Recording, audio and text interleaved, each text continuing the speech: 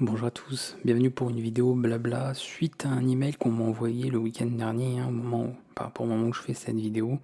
Et comme vous le savez, pour ceux qui suivent en tout cas les vidéos de cette playlist, je publie des vidéos sur la playlist sur laquelle vous êtes, généralement suite à des réactions, des commentaires d'internautes, quand il y a matière, ou en tout cas sujet, à faire une vidéo pour pouvoir développer un petit peu plus que si je le faisais en réponse à un commentaire sur YouTube, ce qui ne serait pas forcément des plus pratiques et peut-être moins aussi visibles pour les autres internautes. On m'a donc contacté par email pour me parler justement du fait que de plus en plus d'outils basés sur l'IA sont utilisés, notamment par les étudiants. Ça c'est le premier point qui a été avancé. Et ensuite le fait que des professeurs, bien évidemment, n'adhèrent pas à ces outils, voire pour certains viennent à les interdire, à les bannir. Et on m'a aussi donc indiqué qu'il y avait donc sûrement par ces professeurs bien évidemment une crainte que l'IA remplace l'effort intellectuel chez les étudiants, ce qui les empêcherait de développer leurs propres compétences de manière authentique. Donc on reviendra sur les termes, sur tout ça, on va voir un petit peu pour développer, c'est le but et le sujet de cette vidéo. Avec une première question d'ouverture finalement, parce que la personne à la base bien sûr me demandait mon avis personnel sur que penses-tu de l'IA, ou comment penses-tu en tout cas que l'IA pourrait être utilisée dans les écoles et universités afin de réellement améliorer l'éducation sans pour autant nuire à la qualité de l'enseignement ni à celui de l'apprentissage. Suite à ça, on m'a proposé 5 questions sur lesquelles répondre, assez développées, et c'est là quand j'ai vu justement le sujet, je trouvais intéressant de faire une vidéo pour que ça profite à un maximum de personnes, et que ça puisse ici faire l'office d'une vidéo, et que vous puissiez avoir les réponses finalement, plutôt que ce soit encore une fois noyé donc dans un email qui de toute façon n'aurait pas été accessible pour vous, ou alors dans un commentaire sur YouTube qui est forcément moins pratique en tout cas à trouver aussi. Je vais répondre aux 5 questions, voir un petit peu tout ça, et puis voilà, on développera au fur et à mesure, parce que je vous dis, il y a vraiment matière en tout cas à aller un petit peu plus loin et à développer un petit peu le sujet. Donc voici la première question qui m'a été posée. Dans quelle mesure penses-tu que l'IA pourrait rendre l'apprentissage plus interactif et personnalisé, par exemple en offrant des contenus adaptés à chaque étudiant ou en allégeant certaines tâches des enseignants? Donc je vais répondre à ça, après on va lire quand même le reste. Ou est-ce qu'il y a des risques que cela ne fasse que réduire les efforts des étudiants et les rende trop dépendants de la technologie? Donc ça n'a pas été dit tel quel, mais sous-entendu, les étudiants seraient feignants et donc en feraient encore moins, sachant que des fois certains enseignants qui trouvent que les étudiants n'en font pas assez ou travaillent pas beaucoup, ou les élèves, ce que je dis élèves étudiants, mais en fait, peu importe, que ce soit collège, lycée, université, fac, ce que vous voulez, prépa, peu importe, tout le monde dans le même bain. On a souvent des enseignants qui trouvent que les étudiants font pas grand chose, quoi, finalement, n'ont pas grand chose à faire, ils n'en font pas beaucoup, et on aimerait qu'ils fassent l'effort et qu'ils travaillent. Donc on a peur que visiblement l'IA soit un problème, en tout cas par rapport à ça, que ça on va dire, suscite d'autant plus l'envie de ne rien faire finalement, que ce soit un problème par rapport à ça. Alors je vais donner mon point de vue. Comme d'habitude, un genre de question, c'est toujours la même chose, ça n'engage que moi, c'est mon avis, d'accord. Ça ne vaut pas vérité absolue, évidemment. On peut tous avoir des avis, des opinions différentes. Et bien sûr, vous avez l'espace des commentaires pour pouvoir donner vos points de vue, pour pouvoir réagir, etc. C'est fait pour ça et c'est très intéressant. Vous savez que j'adore un petit peu avoir les points de vue un peu de chacun et pouvoir échanger et débattre justement de tous ces sujets-là. Donc n'hésitez pas à le faire si vous avez des choses à dire et vous avez envie de vous exprimer. Donc dans quelle mesure penses-tu que l'IA pourrait rendre l'apprentissage plus interactif et personnalisé?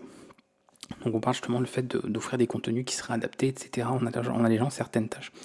Alors moi, mon avis, alors évidemment, vous avez bien compris, tout va s'articuler autour de l'IA, mais déjà, je vais faire un parallèle un petit peu facile, mais pour moi qui est assez simple finalement, c'est le fait de se dire que si on en est réduit aujourd'hui, ou plus tard, à devoir songer à l'IA pour rendre l'enseignement, parce que finalement c'est ça, on va se mettre du côté du professeur, l'enseignement plus intéressant pour celui qui apprend, pour l'étudiant, pour l'élève, pour lui éviter de procrastiner, pour lui éviter de sécher les cours, pour lui éviter de ne pas aller en amphi pour suivre un cours, etc.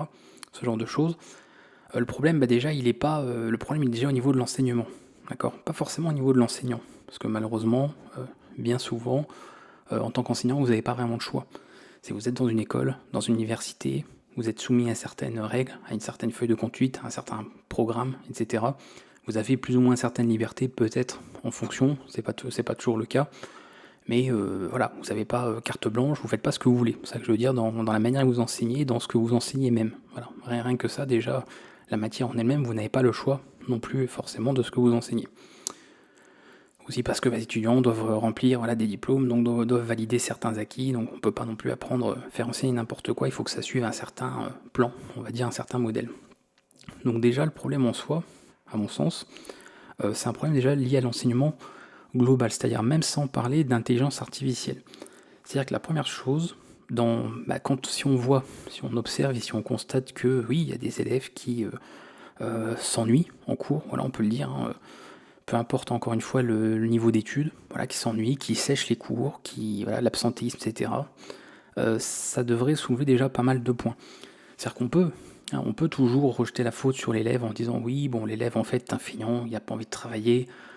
Voilà, on peut toujours trouver l'excuse de c'est la faute de l'élève qui a pas envie alors que il doit, hein, voilà, on lui demande pas son avis, c'est ta école, c'est obligatoire, bon tu fais quoi, t'as pas trop de choix.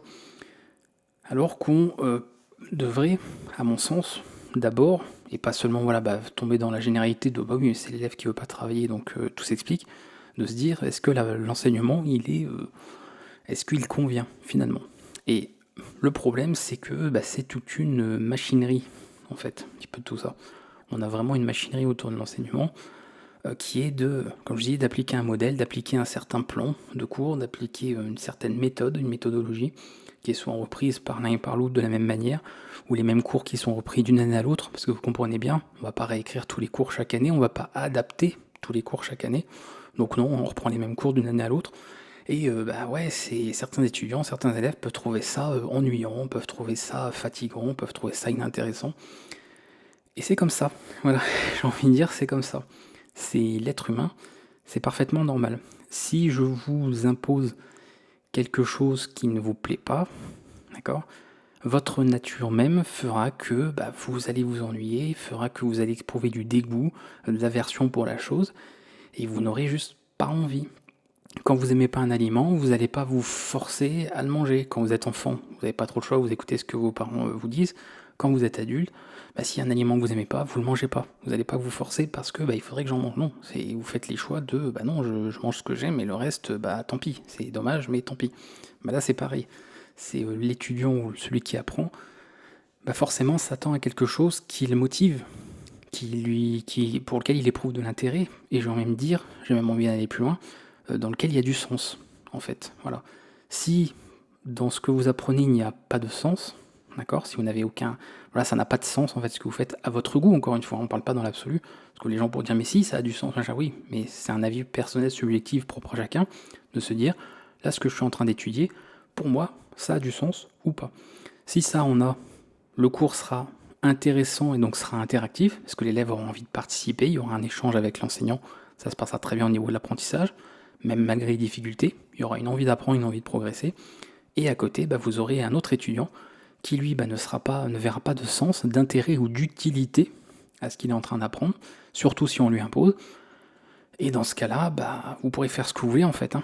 Voilà, peut-être à moins de lui faire un chèque, mais c'est pas très, pas très légal, on n'achète pas, on va dire, le bon comportement des élèves, je pense pas que ça marche comme ça, et vous pourrez pas en fait changer quoi que ce soit.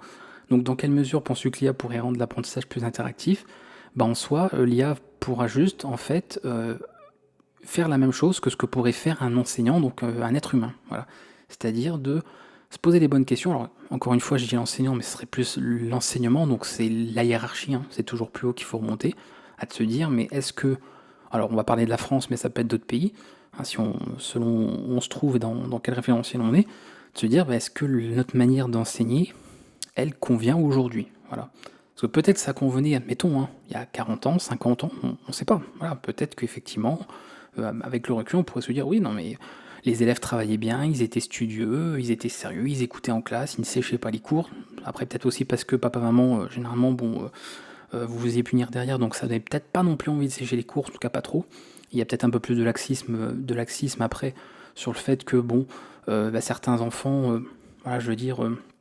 vont être absents, donc les parents vont pas forcément encadrer l'enfant. Je dis pas encore une fois de le forcer à aller à l'école, c'est un encadrement en tant que parent, c'est de se dire pourquoi t'as pas envie d'y aller, il y a un problème, tu te fais harceler, il y a un souci avec un enseignant, il y a un souci avec la matière, vous voyez, des vraies questions qu'on devrait se poser, et de comprendre en fait, voilà, de pas tomber dans la carte du de toute façon t'es un feignant, voilà, t'as rien envie de faire, de toute façon tu vas aller à l'école, t'as pas le choix, c'est obligatoire, c'est comme ça, plutôt que de poser la question à l'intéressé, et puis de chercher à comprendre un petit peu ce qui va pas, finalement, de savoir est-ce qu'effectivement c'est lui qui a pas envie, ou est-ce que c'est il voudrait, mais ça le motive pas. Et on revient à ce que je disais, pour lui il n'y a pas de sens, il n'y a pas d'utilité, donc pourquoi perdre du temps à quelque chose que vous trouvez inutile? Pourquoi? Voilà, c'est la simple question. Donc vraiment, adapter les contenus, déjà on n'arrive pas, en tout cas beaucoup de gens n'arrivent pas encore à le faire ou ne peuvent pas le faire en tant qu'être humain. Donc pour moi, l'IA va pas changer beaucoup de choses, surtout si le postulat de départ c'est que dans l'enseignement, l'IA on n'aime pas ça, on n'aime pas trop ça. Alors encore une fois, on va pas généraliser, plus j'aime pas les généralités, parce qu'il y a des écoles qui l'acceptent, il y a des écoles même qui l'utilisent comme accompagnement. Donc bien sûr, ça va dépendre de l'établissement, ça va dépendre du milieu, du domaine, etc. Mais là, ça tournait quand même, si je reprends le sujet, sur le fait que, dans le cas précis de la personne qui m'a sollicité, parlait justement du fait que des professeurs, eux non, ils en veulent pas. Ils disent non, moi je veux pas de ça, et on l'interdit, on le bannit, on sanctionne, si bien sûr les étudiants viennent utiliser des outils basés sur l'IA pour faire leur travail, d'une certaine manière. Donc je vais développer, je vais prendre un peu de temps, de toute façon c'est le vidéo, toujours le genre de vidéo un peu long parce que je veux pas répondre en 5 minutes non plus. Où voilà, c'est déjà le problème en fait, c'est pas pour moi le problème c'est pas l'IA. Le problème c'est la manière dont on fait l'enseignement. Voilà, donc c'est une machinerie, c'est ce que je dis, c'est encore une fois, si c'était changer la manière d'enseigner d'une personne, la manière de faire, ça va. Je veux dire, vous voyez, c'est quelque chose qui est facilement modifiable, c'est quelque chose sur lequel on peut apporter des modifications. Mais changer la méthode d'enseignement au niveau, je veux dire, national, si on parle ne serait-ce que de la France, et imaginez si on parle d'autres pays dans lesquels où l'enseignement n'est pas forcément très bon ou peut être considéré comme médiocre, oui, c'est comme si on disait, allez, demain, vous construisez une fusée, puis vous allez sur une autre planète. Voilà. Vous voyez, c'est bon, si c'est de construire quelque chose pour planer, pour fabriquer un planeur, c'est du boulot, etc. Mais vous voyez, il y a quand même quelque chose d'accessible. Si on commence à vous dire, là demain vous partez sur Mars, vous construisez une fusée, c'est compliqué. Vous voyez, ça va falloir faire appel à des hiérarchies, à des gens compétents, va falloir monter plus haut, et voilà. Et va falloir négocier. Et va falloir être convaincant aussi pour que qu'on puisse arriver à quelque chose. Dans l'enseignement, c'est un peu, je le vois en tout cas comme ça, aussi, où à une petite échelle, on peut faire des changements, ça y a pas de problème, on peut en discuter, etc. Le souci, c'est que c'est l'enseignement au global, l'éducation nationale ou autre, qui aura toujours le dernier mot, dans tous les cas, qui fait office de hiérarchie, qui fait office d'autorité. Et tant que ces gens-là, les gens qui bossent là-dedans, désolé pour eux, il y a peut-être des gens qui essaient de faire leur travail comme ils peuvent, qui pensent faire leur travail correctement, mais tant qu'il n'y aura pas un changement profond à ce niveau-là, pour se dire, il y a des choses qui vont pas aujourd'hui, surtout aujourd'hui, en tout cas dans l'enseignement, il faudrait qu'on se pose 5 minutes, pour de vrai, pas faire oui on va discuter, mais voilà, on discute vraiment, on réfléchit aux problèmes qu'il y a, et on accepte de changer les choses, de se poser la bonne question et de rendre l'enseignement sensé, utile pour les gens, qu'on n'impose pas forcément non plus, parce que je trouve que oui, imposer l'enseignement, je trouve ça ridicule, et c'est quelqu'un qui adore apprendre, et qui enseigne aussi, et qui adore enseigner, qui vous le dit, donc vous voyez, ça peut être paradoxal, mais voilà. J'ai aussi choisi d'enseigner sur internet, et je vous l'ai déjà dit pour certains, vous le savez, pour la simple et bonne raison que je n'impose pas mon enseignement. Voilà, c'est-à-dire que je me verrai jamais travailler dans une école, dans une université, parce que j'aurai toujours l'impression d'imposer mon enseignement. Et d'avoir en face de moi peut-être la moitié des élèves qui en fait n'ont pas envie de me voir, n'ont pas envie en fait d'apprendre ce que je leur enseigne, et qui ont envie de sécher, ils ont juste envie de sécher, ils n'ont pas envie de m'écouter. Et il n'y a rien de pire quand vous êtes un enseignant, d'avoir en face de vous des élèves, des étudiants qui vous écoutent pas, qui en ont rien à faire de ce que vous racontez, qui s'intéressent absolument pas au sujet parce que on leur a imposé ça. Ils n'ont pas envie de ça. Et ils ont le droit. On n'a pas obligation dans la vie d'étudier la physique, d'étudier les mathématiques, d'étudier la cuisine, j'en sais rien en fait, ce que vous voulez, l'astronomie, peu importe, le sujet, n'importe. On a tellement de choses qu'on peut apprendre, c'est varié, il y a plusieurs possibilités que on devrait pouvoir piocher, avoir le choix, et ensuite trouver le sens à ce qu'on veut faire maintenant ou plus tard, et à ce moment-là, d'avoir la motivation qui rend tout de suite l'enseignement plus intéressant. Et il n'y aurait plus ces questions de comment on peut redonner de l'intérêt finalement, comment on peut rendre l'apprentissage plus interactif. Parce on sait qu'on aurait des gens forcément intéressés par le sujet. D'où le fait qu'encore une fois, je ramène ça à moi une seconde fois, que j'enseigne sur Internet parce que je vous impose pas en fait. Si vous êtes là, c'est parce que vous avez voulu apprendre. Donc forcément, à minima, alors il y a peut-être des exceptions, mais normalement, si vous êtes là, c'est que ça vous intéresse. Donc vous n'allez pas vous ennuyer avec ce que je vous apprends parce que ça vous intéresse. Alors après, peut-être que le format vous ennuiera, peut-être que le fait que les vidéos soient longues, pareil. Mais ça, après, c'est votre problème. Moi, je ne changerai pas ma manière de faire parce que l'enseignement, ça prend du temps et que je ne suis pas partisan du je vous sors une recette miracle et vous deviendrez expert dans un domaine en une semaine. Ça n'existe pas. Et du coup, je vais pas vous vendre du rêve et quelque chose qui n'existe pas. Voilà, on est dans la réalité ici, sur cette chaîne, donc forcément, ça prend du temps. Et le temps, je le prends pour l'enseignement. Donc forcément, le temps, il faut le prendre aussi pour l'apprentissage. Ça va dans les deux sens. Après, si la question tournait aussi du côté interactif, c'est-à-dire du côté, comment je peux dire ça, matériel, vous savez, des outils, par exemple, développer des logiciels, développer quoi que ce soit, ça après c'est comme tout. Ça a l'apprentissage plus interactif, plus pédagogique, plus éducatif, voilà, et on peut chercher, mais on en revient toujours au même point qui est de rendre l'enseignement intéressant pour celui qui apprend, de le rendre motivant et de donner du sens à ça. Encore une fois, s'il y a peut-être des enseignants qui regarderont cette vidéo et qui l'écoutent, c'est la même chose en fait. Si vous avez dans votre classe peut-être, alors c'est toujours compliqué si vous êtes dans un enseignement classique, on dit école, université ou autre, mais si vous avez l'impression que des élèves s'ennuient, ne s'intéressent pas, si vous en avez la possibilité, d'accord, si par rapport à votre hiérarchie, etc., c'est possible de le faire, rendez en fait ça intéressant et donnez du sens à votre enseignement, et les élèves vous suivront en fait simplement. Après, si malheureusement ils ont été là parce qu'on leur a imposé, là vous pourrez faire ce que vous voulez, voilà. Si vous êtes un prof de latin et qu'en fait les élèves se retrouvent en cours de latin alors qu'ils s'en fichent du latin, vous pourrez faire ce que vous voulez. Vous pourrez même partir en voyage, je sais pas quoi, ils vont être contents de voyager peut-être, mais le latin, voilà, désolé, mais vous avez beau être passionné de latin, vous pouvez trouver ça génial, etc., d'un point de vue historique, d'un point de vue de la langue, linguistique. Si en face la personne ne s'intéresse pas au latin, vous pouvez changer, vous pouvez le colorer dans toutes les couleurs que vous voulez, ça reste du latin. Donc vous voyez, ça ne changera pas en fait. Et on ne va pas forcer les gens à aimer le latin si à la base, on les a forcés à apprendre ça et qu'ils s'en fichent, quoi. Ils veulent peut-être apprendre le japonais ou même juste rien apprendre. Voilà, ils veulent pas apprendre de nouvelles langues. Ils ont déjà du mal avec leur propre langue, leur langue natale. Alors laissons-les déjà avec ça.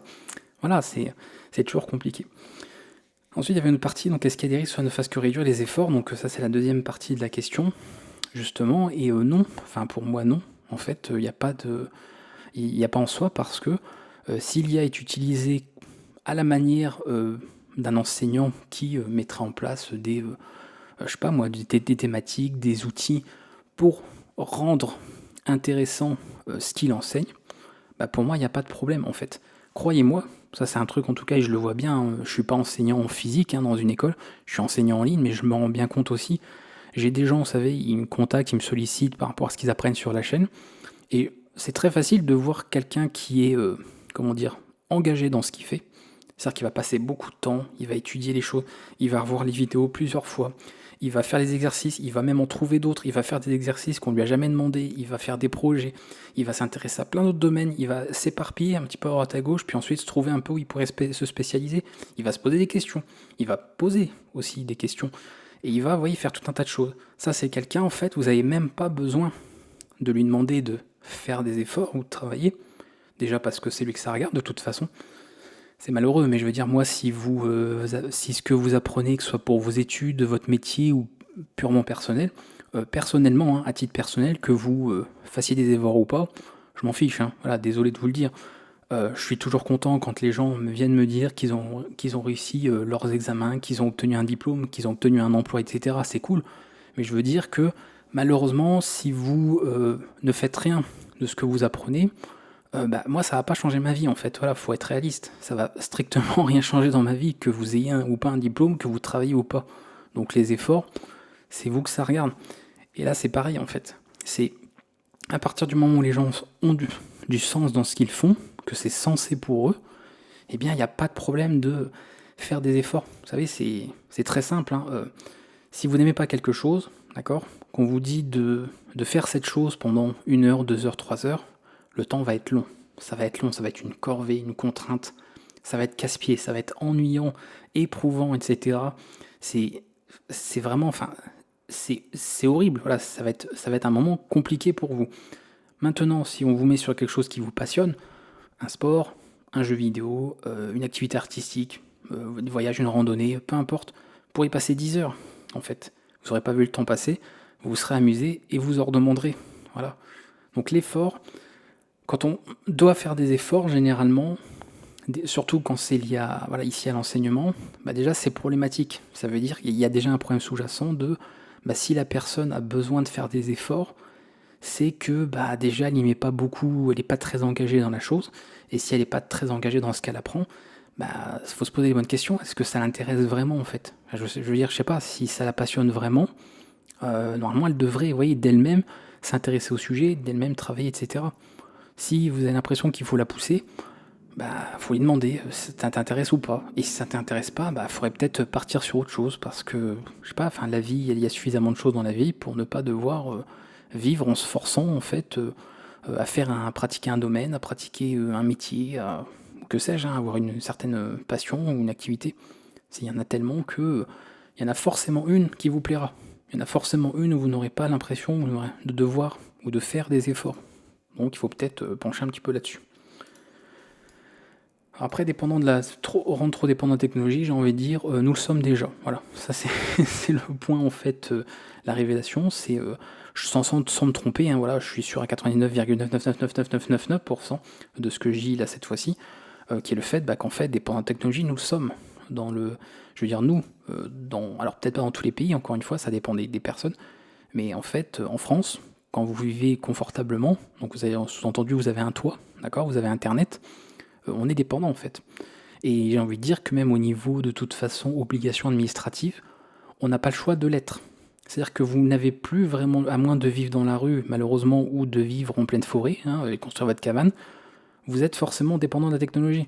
Ne serait-ce que pour vos impôts, pour tout ça. Il y a pas mal de démarches aujourd'hui qui ne peuvent même plus se faire hors des sites en ligne, ce genre de choses. Ou alors si, il faut passer par certains bureaux, certains organismes, mais ça dépend d'où vous êtes, ça dépend de la proximité, ça dépend de ce qui est desservi chez vous, hein, ça dépend des villes, des villages. Tout n'est pas forcément bien, on va dire, fourni en service. Et voilà, c'est galère. Donc dépendant, on l'est pour la moindre chose.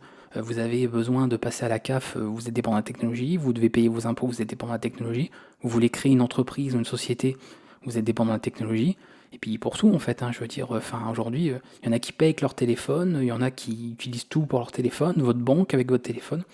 Donc on supprime la technologie demain, bah, il y a beaucoup de choses qui s'arrêtent en fait. Voilà, à commencer par certaines entreprises. Voilà, des entreprises, on enlève la technologie, il n'y a plus.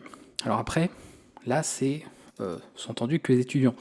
Mais c'est la même chose. C'est voilà, l'enseignement, les enseignants utilisent la technologie, les écoles, les universités utilisent la technologie. Imaginez une université d'informatique, on enlève la technologie. On fait comment? Bah, il n'y a plus d'informatique en fait. Alors ce sera plus une école d'informatique. On fera une école de poterie, je sais pas, une école de jardinage peut-être. Mais il n'y aura plus grand chose. Donc forcément, le fait d'avoir peur d'être trop dépendant, donc peut-être sous-entendu d'être plus dépendant qu'on l'est déjà, j'imagine que la question est plus logiquement tournée dans ce sens-là, bah, c'est comme tout en fait, j'ai envie de dire, est-ce qu'on va dire d'un routier qu'il est trop dépendant de son camion? Bah, c'est son outil de travail, donc c'est son outil, vous voyez. Est-ce que le charpentier est trop dépendant des outils qu'il utilise, du bois? Voilà, est-ce qu'il est trop dépendant du bois? Bah, c'est vrai qu'un charpentier, s'il n'y a pas de bois, compliqué quoi. Vous voyez, si vous bossez en menuiserie qu'il n'y a pas de bois, effectivement, ça va poser quelques problèmes. Donc, la dépendance, c'est quand même un cas ici particulier. On n'est pas dans une dépendance type addiction. Vous voyez, c'est lié à l'apprentissage. Bah, parce que là, on parle d'étudiants en informatique, vous tout est bien. Hein. Si on parle de l'IA, a priori, on ne parle pas d'université où vous faites, je sais pas moi, ramasser les champignons, quoi, par exemple. Donc, on est dans un cas particulier où la technologie, elle est là, en fait, elle vous accompagne automatiquement. Voilà pour ce premier point. En tout cas, donc je pourrais encore dire plein de choses, mais il faut que ça avance. Hein, ça fait déjà 25 minutes. On est que sur la première question, il y en a encore 4. Donc c'est pour vous dire. il y a pas mal de choses, et vous comprenez pourquoi je voulais pas faire une réponse au mail, parce que c'est dommage, il y a plein de choses que j'aurais pas forcément dites, et, et ça aurait surtout pas profité à d'autres personnes qui peut-être se posent la même question. Autre point, cette fois-ci, je vais l'enlever celui-là, tiens, hop, ça dégage. Question 2 qui m'a été posée, en tout cas un ensemble de questions, parce qu'il y a plusieurs questions dans une question finalement. Beaucoup de professeurs sont mécontents.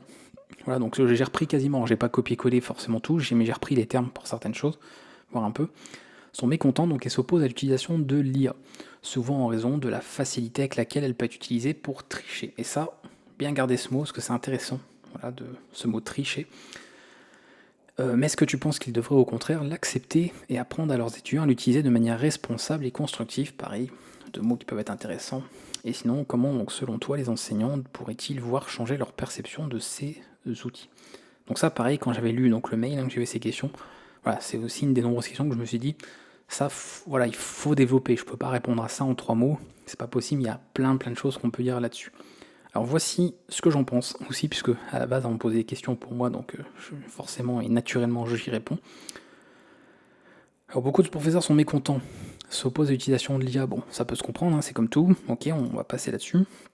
Souvent en raison de la facilité avec laquelle elle peut être utilisée pour tricher. Alors là c'est très simple, en soi, sur la manière de considérer les choses. Bon déjà, que vous le vouliez ou non, ou pas, que vous l'acceptiez ou pas, vous êtes dans un établissement, ou peu importe, voilà, dans un quoi que ce soit, un établissement, une université, une école, peu importe, si on vous dit que la triche est interdite, ça fait partie du règlement, c'est comme ça. Voilà, si vous n'êtes pas d'accord avec le règlement, vous n'allez pas dans l'école, vous prenez une autre école qui l'autorise, mais je veux dire, moi quand j'ai passé mes examens à l'époque, quand on a fait le bac, le brevet, etc., on n'avait pas le droit de tricher, dans les contrôles en classe, on n'avait pas le droit de tricher, donc soit tu essayes de tricher, mais dans ce cas-là, c'est interdit, si tu te fais prendre, tu risques le 0 ou même voire d'être éliminé quand tu passes des examens, ou pire. Soit t'es pas pris, mais t'as triché quand même, donc on peut considérer, en tout cas, on pourrait considérer que c'est pas toi qui as réussi finalement, c'est la feuille de pompe ou autre qui t'a permis de réussir, d'avoir une bonne note ou de réussir l'examen. Donc il y a ce terme tricher. Donc l'idée de on devrait tricher ou pas, en soi, c'est, voyez, si c'est de toute façon imposé, c'est dans le règlement, vous n'avez pas trop votre mot à dire, en tout cas pas trop le choix. C'est comme ça, c'est fait par rapport à ça. Mais ça rejoint ce qu'on avait question précédente et qui pourrait pour le coup être plus intéressant à mon sens. Est-ce que doit-on en fait en 2024, parce que c'est le moment où il fait cette vidéo, considérer que par exemple, là on repart sur on est sur des exemples d'universités ou d'écoles basées sur l'informatique, puisque c'est à la base pour ça qu'on sollicite quand même pour l'IA, mais ça pourrait marcher pour d'autres écoles. Devrait-on par exemple considérer comme étant de la triche le fait en informatique par exemple, de faire un examen, ok, vous passez vous passez un examen avec de la documentation. Alors, déjà réponse, il y a des universités qui l'autorisent. Il y a des universités où vous passez des examens, des contrôles, peu importe, et on vous autorise, notamment les examens machines, on vous autorise toute documentation, on vous autorise même parfois Internet, carrément, pour pouvoir faire de la recherche. Donc, ça veut quand même dire qu'il y a certains endroits où on s'est dit, bon, c'est bien beau, de dire, ok, ils n'ont pas le droit, etc., mais peut-être qu'à un moment donné, il faudrait revoir les choses, se remettre en question, ou remettre en question l'enseignement, et vous voyez, il y a heureusement certaines personnes, peut-être, qui se sont dit que il y avait des choses à changer là-dessus. Et je rejoins pas mal ce point. Pour la simple et bonne raison que il faut en fait, on dit que les écoles sont censées préparer, vous savez, les gens, les élèves, etc., au monde réel, quoi, au monde du travail, etc., à leur futur, à l'avenir. Désolé, désolé de... Je vais peut-être te révéler quelque chose qui était caché ou secret pour certains qui écouteront la vidéo, mais dans la vraie vie, en fait, on passe notre temps à tricher. Voilà. C'est la triche, c'est le quotidien en fait des gens qui travaillent. Tout le temps. Tout le temps, tout le temps. Que ce soit à titre personnel, à titre professionnel. C'est-à-dire que, on prend l'exemple du professionnel, quand vous êtes employé, quand vous travaillez dans une entreprise, peu importe, une société, une start-up, ce que vous voulez, vraiment tous les mots que vous voulez, ça marche aussi, peu importe, vous serez amené un jour ou l'autre à tricher. Qu'est-ce que j'entends par tricher? Parce que c'est bien de donner la définition, comment en tout cas on définit les choses, pour voir si on parle de la même chose ou pas. C'est le fait simplement de se référer à quelque chose dont on n'a pas connaissance, ou dont on n'a plus connaissance, qu'on a oublié, on a un trou de mémoire, on a une hésitation, un doute, et à ce moment-là, on se réfère à un document, un support, Internet, une recherche sur Internet, un moteur, donc une ChatGPT, donc une IA, vous voyez, c'est juste un élément qu'on rajoute à la longue liste des supports de référence. Voilà. C'est-à-dire que j'ai une bêtise, hein, un architecte qui a besoin de faire certains calculs un peu complexes sur un chantier, on va dire, compliqué. Vous voyez, je parle pas de construire une petite maison, ou bon, si tu connais Pythagore et puis tu sais faire quelques mesures avec ton maître, tu t'en sors. Je parle de calculs plus complexes où, voilà, il y a des calculs complexes et vous savez que vous n'êtes pas un magicien, vous les avez pas en tête. Donc vous allez faire des recherches, vous allez consulter de la documentation technique, de la nomenclature, etc. pour trouver les calculs, pour voir ce qu'il y a à faire. Soit parce que ces calculs, vous ne les connaissez pas, c'est-à-dire vous n'êtes jamais tombé sur un chantier où il y avait besoin de ces calculs, donc vous devez les apprendre. Vous vous rendez compte, vous devez apprendre quelque chose.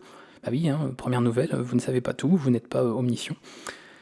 Et ensuite, peut-être que c'est des choses que vous saviez, mais que vous avez oublié parce que vous les avez pu utiliser depuis longtemps, parce que vous avez un doute, vous avez un oubli, et que c'est humain, et que pareil, ça c'est problématique en mon sens de considérer que l'humain ne devrait tout savoir en fait, et pire, devrait tout retenir. Voilà. C'est pas parce que vous avez appris quelque chose que vous n'allez jamais l'oublier, ou en tout cas l'égarer, et que vous n'auriez pas le droit de vous remémorer la chose à l'aide d'un support ou de quelqu'un. Parce que tricher, ça pourrait être quelqu'un vous donne la réponse, finalement, hein, c'est ça. Ou alors vous utilisez l'outil basé sur l'IA. Donc là, on parle des outils comme ChatGPT et compagnie, parce qu'il n'y a pas que lui, qui vous permettraient, par exemple, vous êtes à un examen, il y a des questions, vous posez des questions à l'outil et il vous donne les réponses toutes faites. Et vous avez les réponses à ça. Mais encore une fois, dans la vie, c'est ça. Vous n'allez pas dans la vie vous dire, je reprends l'exemple de l'architecte, hein, vous êtes en train de travailler sur un chantier, et puis là, vous êtes confronté à un problème majeur, hein, assez conséquent, en plus qui peut avoir des risques, hein, question sécurité. Vous dites, ah, attends, est-ce que je vois comment faire? Non. Eh tant pis. Comme je sais pas, je vais pas aller faire une recherche sur internet, je vais pas demander à des collègues architectes ou des gens qui savent peut-être, qui sont spécialisés dans tel domaine précisément, telle spécialité. Non, tant pis, on fait pas ou on fera mal. Et puis si le bâtiment s'effondre, hein, écoutez, ce sera la faute à pas de chance, quoi, parce que je peux pas tricher, vous comprenez? Je peux pas tricher. J'avais qu'à le savoir. Surtout si c'est quelque chose que j'ai appris durant des études passées, antérieures, ou quelque chose que j'ai un jour appris à un moment donné, mais que j'ai oublié par la suite ou que j'ai égaré. Et tant pis, je ne dois pas tricher, donc je fais pas. Non, non, quelqu'un de normalement constitué, j'ai envie de dire. J'espère qu'ils font pas ça, j'espère. Rassurez-moi, s'il y a des gens architectes qui m'écoutent, ou dans d'autres métiers, dans le métier du bâtiment, rassurez-moi, dites-moi que oui, quand il y a quelque chose que vous avez oublié, que vous avez un doute sur un aspect de sécurité, une norme ou autre, que vous vous renseignez, vous prenez un manuel, vous allez faire une recherche sur Internet, vous demandez à un collègue, vous demandez à quelqu'un de spécialisé, quoi que ce soit, pour avoir confirmation. Mais que vous dites pas, je sais pas, donc tant pis, on fait pas, ou on fait au pif, hein, voilà, au pifomètre, le fameux, et on teste. Dans la vie, on triche tout le temps, c'est ce que je vous dis, on triche tout le temps, on n'hésite pas à se référer à quelque chose et à réviser, à revoir certaines choses. Et oui, c'est normal de pas tout savoir, et oui, c'est normal de parfois oublier certaines choses qu'on a pu apprendre. Voilà. Est-ce que c'est grave? Non, puisque ça voudrait dire que du coup, être un être humain est grave. Après, c'est un autre débat, hein. On pourrait faire un autre sujet. Est-ce que être un être humain est quelque chose de grave? Vous avez 4 heures, vous pouvez répondre en commentaire si vous voulez. Mais c'est pas le sujet, et en tout cas, là, on parle de tricher. Donc pour moi, parce qu'on va dire, j'ai même plus pris un détour, là j'ai pris toutes les autoroutes, là on a fait le Tour de France, là, mieux que le Tour de France de cyclisme. Bref, tout ça pour dire que si on considère qu'aujourd'hui, tricher, dire, voilà, entre guillemets, interdire de tricher n'a pas de sens, ça rechangerait beaucoup de choses. Je suis désolé, mais dans l'apprentissage de quelque chose, on s'attend plus tard, si on veut vraiment préparer les gens, vous voyez, à faire les choses, on veut que les gens savent faire, et s'ils ne savent pas faire ou s'ils ont un doute sur ce qu'ils doivent faire, qu'ils soient capables de chercher l'information, de se mettre ou se remettre à niveau, ou de confirmer leurs doutes, ou de confirmer quelque chose qu'ils savent. Alors évidemment, comme toujours, on peut dire qu'il y a une exception. Imaginez un chirurgien qui fait une opération à cœur ouvert. Si la personne a un doute alors qu'il est en train d'opérer, effectivement, on s'attend à ce qu'il ait quand même en tête ce qu'il doit faire un minimum. Évidemment, on peut toujours trouver des exceptions en disant, il y a des cas où tu peux pas te dire, merde, j'ai oublié et tant pis. Ou alors, attendez, je vais consulter la documentation pendant que le monsieur il est anesthésié, mais on va attendre un peu.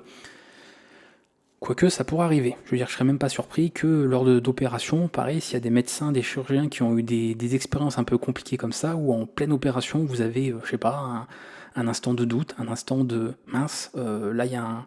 J'hésite sur quelque chose, ou là, je sais pas, hein, pendant une opération, vous tombez dans un contexte, dans un cas particulier qui fait que, oups, là il y a un problème, voilà, je sais pas quoi faire, ou je suis bloqué sur quelque chose. Est-ce que c'est déjà arrivé? Est-ce que comment que ça se passe dans ces cas-là? Est-ce qu'on consulte un autre médecin? Est-ce que enfin, je sais pas, je bosse pas dans le milieu médical, je peux vous dire, mais ça me surprendrait pas qu'il y ait pu avoir des incidents comme ça aussi, et que j'espère bien dans ces cas-là, on se dit pas bon on sait pas, bon on fait au pif, hein. Qui tout, donc écoutez, la personne, de toute façon, si elle meurt, on saura qu'on s'est planté, s'il est encore en vie, c'est qu'on a eu du bol et que c'est bon. Non. J'espère que dans ce genre de cas, on se dit bon, dans le doute, on fait rien, parce que voilà, on va pas prendre le risque, ou alors on consulte, voilà, simplement, on consulte quelqu'un, voilà, on fait quelque chose, on trouve une solution. Donc, encore une fois, la vie c'est ça en fait, c'est on doit vivre et accepter et tolérer nos conditions humaines, qui sont de ne pas tout savoir, et encore heureux, sinon qu'est-ce qu'on s'ennuierait dans la vie, et le fait de parfois oublier, d'avoir des moments de faiblesse. Ça peut être de la fatigue, hein. Voilà, des fois vous savez, vous êtes très compétent dans votre domaine, et pas de bol, ce jour-là, vous êtes fatigué, vous êtes malade, ou vous avez mal dormi, vous êtes, je sais pas, dépressif, j'en sais rien, bref, vous n'êtes pas forcément au top de votre forme, et quelque chose que vous sauriez ou sauriez faire en temps normal, et cette fois, ça va pas, ça passe pas. Et ça, c'est sûrement déjà arrivé à plein de gens. Et encore heureux que c'est pas non plus, vous voyez, c'est pas, mince, attends, tu vas quand même pas tricher, tu vas quand même pas, non. Non, s'il y a quelque chose que vous avez oublié, c'est pas grave, on se renseigne, on consulte, on se réfère à quelque chose, et il n'y a pas de souci. Donc pour moi, les enseignants, hein, qui seraient mécontents ou qui s'opposeraient à ça, c'est s'opposer au reste en fait. C'est de se dire, par exemple, vous étudiez les mathématiques, on devrait s'opposer à l'utilisation de la calculatrice. Je suis désolé, je veux dire. Ok, la calculatrice, c'est pour faire certains calculs, tout ça, parce que s'il fallait les faire tout à la main, ce serait long, vous voyez, calculer des graphiques, calculer des courbes, ou vérifier des tangentes, ce genre de choses. Ouais, mais dans l'absolu, vous trichez en fait. Dès le moment où vous utilisez une calculatrice, vous trichez, même si vous pouvez vous dire non, mais c'est pour faciliter, je suis capable de faire le calcul, mais la calculatrice le fait plus vite que moi. Vous trichez, parce que c'est la calculatrice qui a fait le calcul. Donc pour moi, c'est le même raisonnement. Si on estime que utiliser un outil à base d'IA, ça rend les choses faciles et que c'est de la triche, dans ce cas-là, tout support, quel qu'il soit, est de la triche. Voilà. Donc vous utilisez une calculatrice en contrôle de maths, au bac par exemple, au bac de maths, c'est de la triche. Ouais. Parce que malgré peu importe le calcul, vous devriez le faire à la main, même le plus simple. Donc vous trichez. Heureusement, il y a des gens qui se sont rendus compte que c'est pas ça qu'on voulait noter. Vous voyez, il y a certains enseignants d'enseignement qui se sont dit, non, on s'en fiche du calcul en lui-même. Nous, ce qu'on veut savoir, c'est le raisonnement, et surtout comment vous raisonnez, comment vous avez raisonné. Quel a été le cheminement qui vous ont mené du postulat de départ, le point A, jusqu'au résultat, la conclusion, le point B. Et toutes les étapes intermédiaires, tout votre raisonnement, tout le cheminement en fait de pensée que vous aviez eu. Parce que c'est ça qui nous intéresse dans cette chose-là. Même si, quand on fait des découvertes, par exemple, ou qu'on fait de la recherche en physique ou autre, évidemment le résultat compte, c'est pas mineur, surtout quand on fait des découvertes. Mais quand vous êtes sur un examen, ce qu'on vérifie, c'est que vous ayez bien compris, que vous ayez bien utilisé les outils comme il faut, que vous les employez comme il faut, que vous reconnaissez certains outils, que vous savez les adapter, etc. Le résultat, c'est très secondaire. Donc, tricher, voilà, je vous dis, si on considère qu'il faut pas, dans ce cas-là, il faut tout enlever, et on refait tout à la main. Et j'ai presque envie de dire, du coup, est-ce qu'on devrait programmer sur machine? On devrait plutôt programmer sur papier. C'est vrai que ça existe dans certaines écoles, mais c'est un autre sujet aussi. Bref.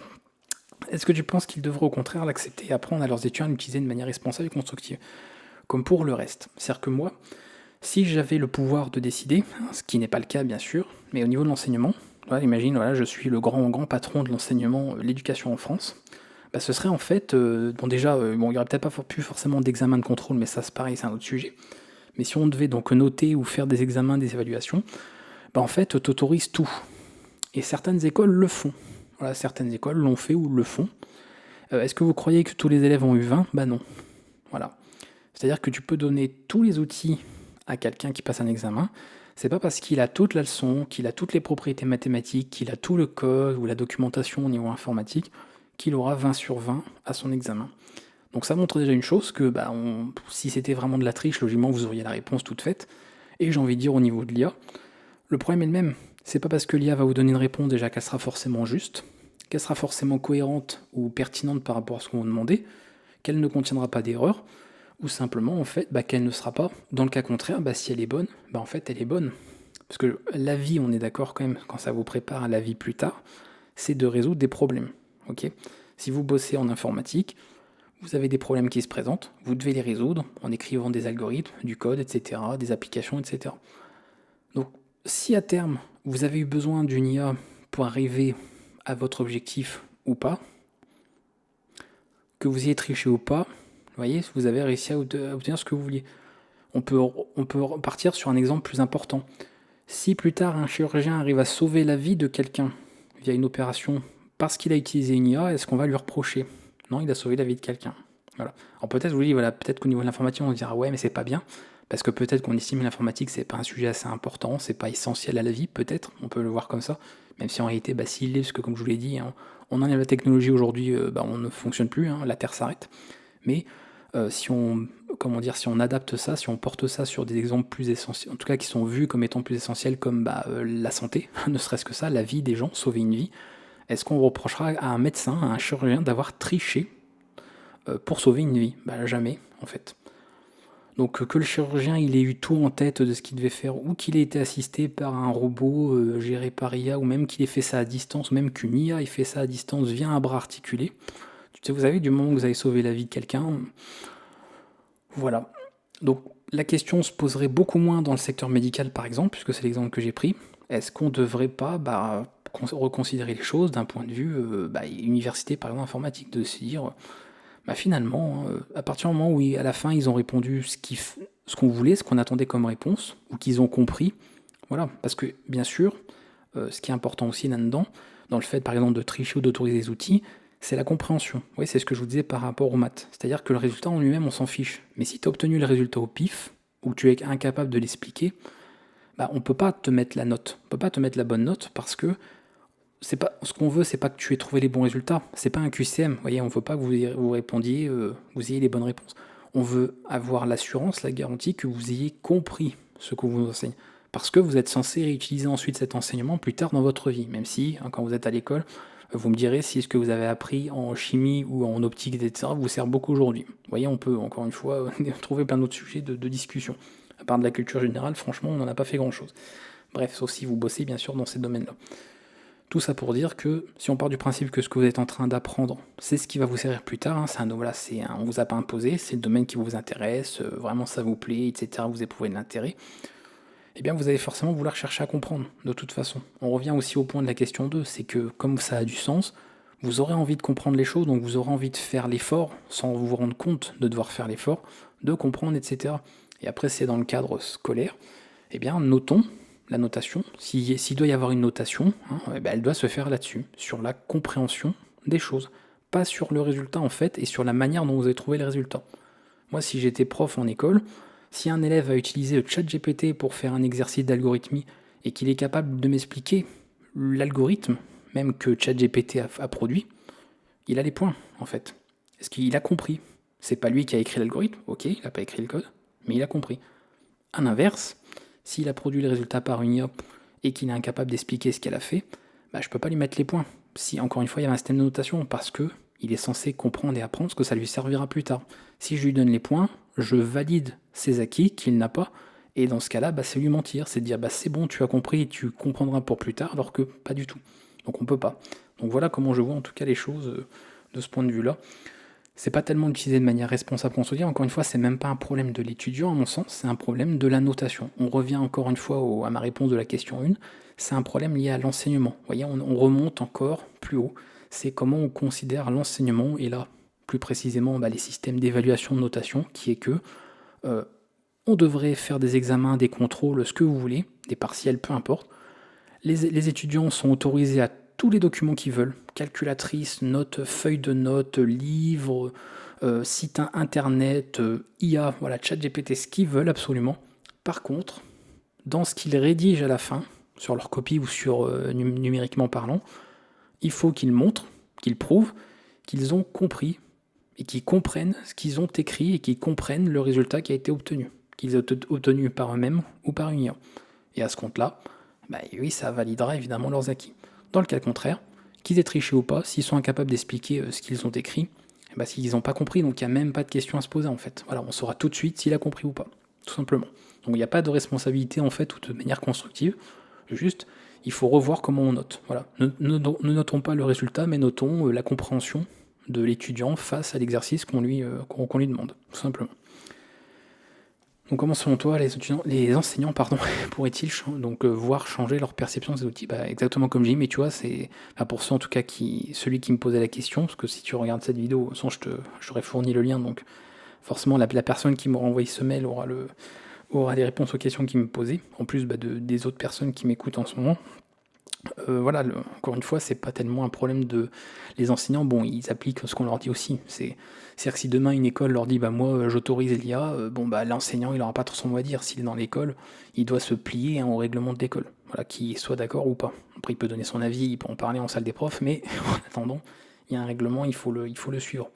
Donc c'est pas tellement un problème de l'enseignant en lui-même, en fait, même si bien évidemment le fait d'aborder ce sujet avec les enseignants permettrait de leur... ce que je vous dis en fait là, c'est de leur expliquer que si je devais m'adresser à un enseignant justement, et qu'il a les possibilités de pouvoir appliquer ses contrôles comme il veut, c'est-à-dire qu'il a la possibilité de le faire, je lui dirais exactement ce que je vous ai dit, c'est noter en tant qu'enseignant la compréhension de l'élève vis-à-vis de l'exercice que vous lui demandez. Laissez-le utiliser l'IA s'il faut. Par contre, exigez effectivement qu'il ait compris ce qu'il a fait, ou ce que l'IA a fait. Sinon, voilà, c'est tout. Il n'y a pas de piège en fait. On piège personne, on ne cherche pas à piéger ou quoi que ce soit, ou à mentir. C'est juste que vous êtes là pour apprendre, pour comprendre les choses, donc on veut évaluer votre compréhension des choses.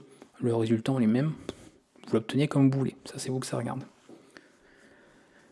Suivante. Vous voyez qu'il y a plein de choses à dire à chaque fois. Question 3. Avec les capacités de plus en plus avancées de l'IA, quelles compétences crois-tu qu'il est essentiel de cultiver dans les formations pour garantir que les étudiants ne deviennent pas simplement dépendants des machines? Est-ce que la pensée critique et la créativité prennent encore plus d'importance? Alors, capacité de plus en plus avancée de l'IA, donc quelles compétences crois-tu qu'il est essentiel de cultiver dans les formations donc les étudiants ne deviennent pas simplement dépendants des machines? Alors à nouveau, dépendant des machines, on est aujourd'hui dépendant des technologies, dépendant des machines, on le finira bien un jour ou l'autre, et j'ai même envie de dire à mon sens, encore une fois c'est mon avis, qu'on le veuille ou pas. Voilà. Parce que le jour où de toute façon on imposera d'une manière ou d'une autre les machines dans les maisons, dans les écoles, enfin partout, je veux dire on le fait de plus en plus.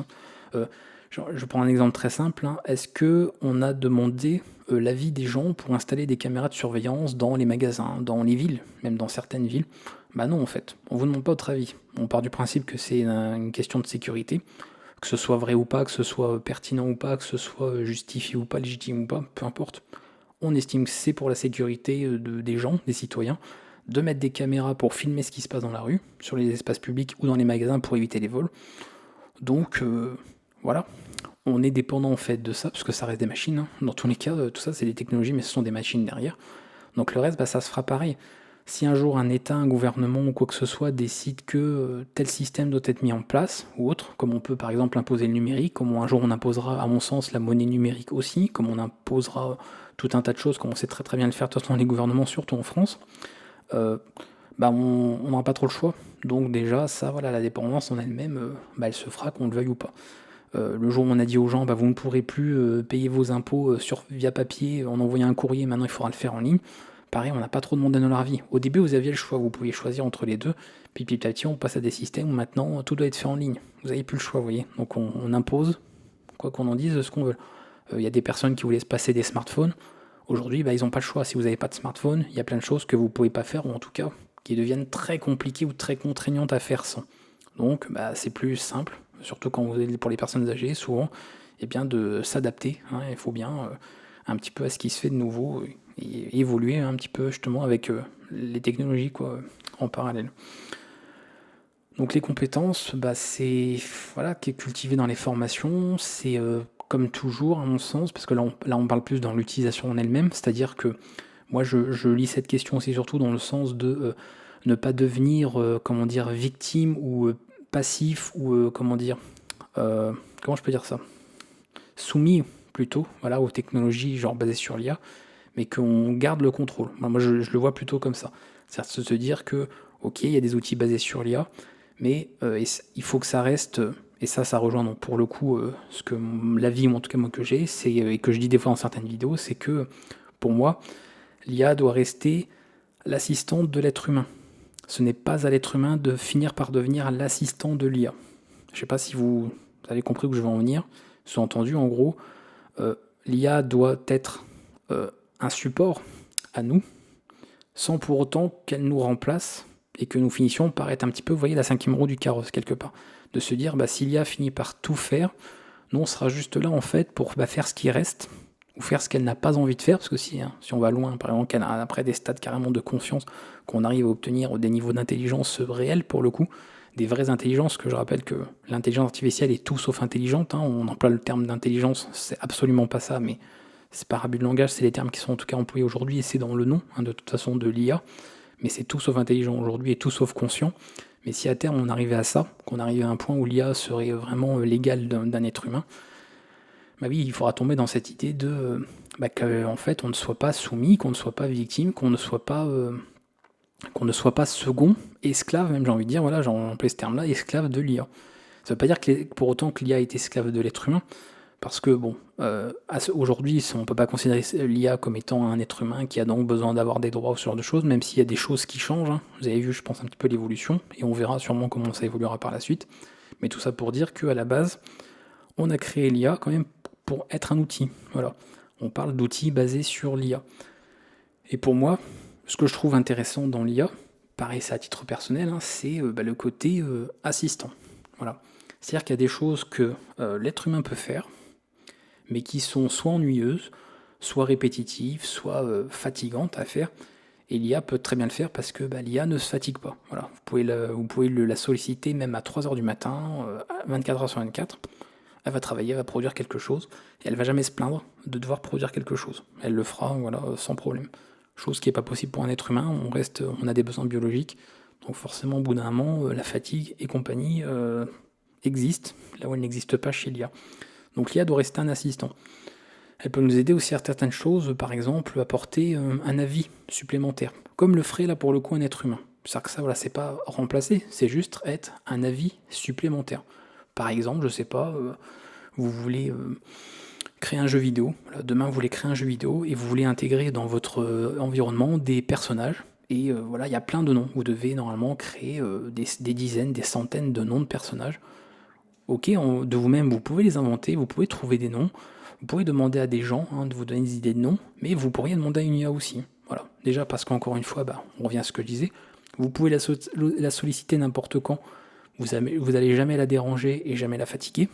Alors qu'un être humain, si vous appelez quelqu'un à 3h du matin pour dire hey, je veux faire un jeu, tu pourrais me donner des idées de noms là pour mon jeu. Pas sûr que ça lui plaise, ou alors il est vraiment vraiment très cool et très patient.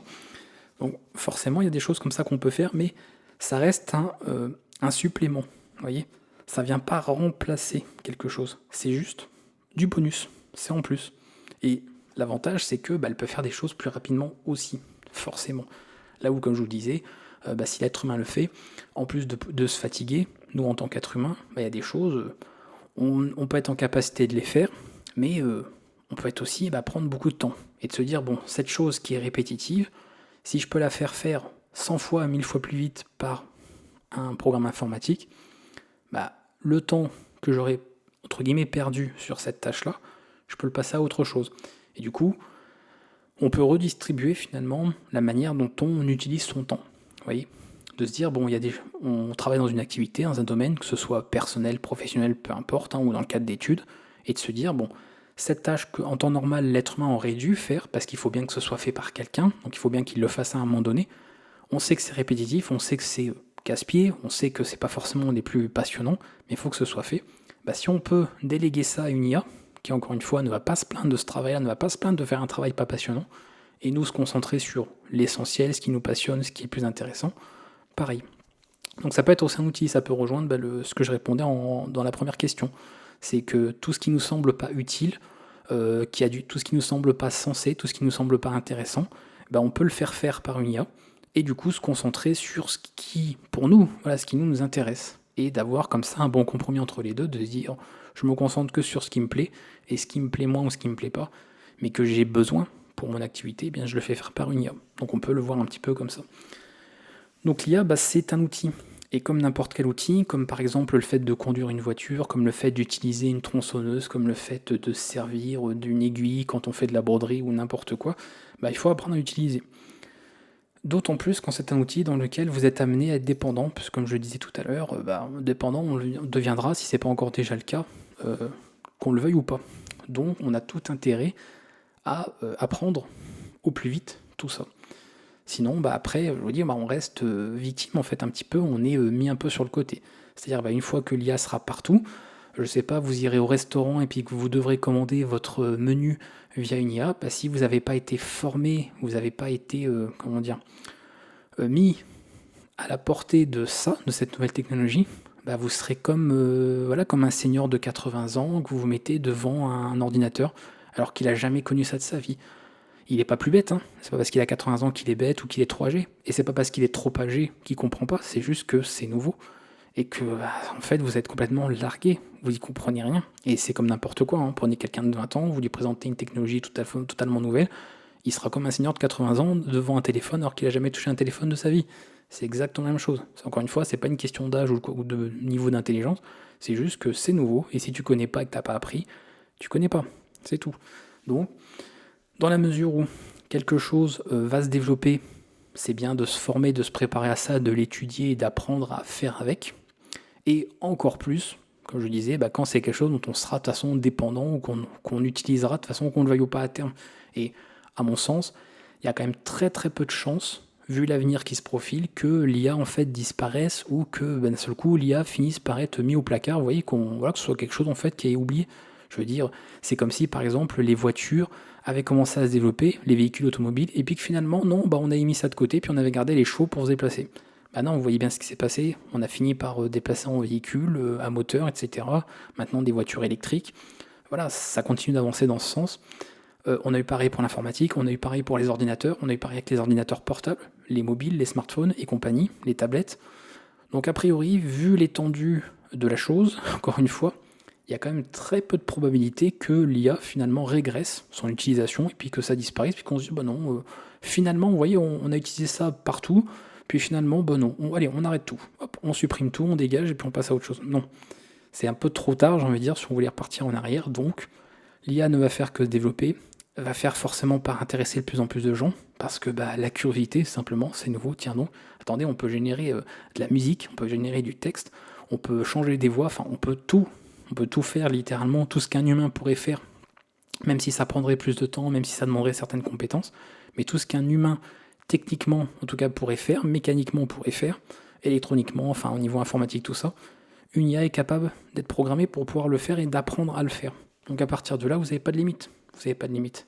Et comme c'est quelque chose de toute façon qui sera ensuite intégré dans, je vous dis, dans les écoles, dans les entreprises, qui sera intégré dans les services publics, qui sera intégré donc dans les services de consommation, hein, les restaurants et compagnie, les services de voyage, les transports en commun, après qui sera intégré chez vous, et que vous n'aurez donc pas le choix d'avoir de ça même chez vous.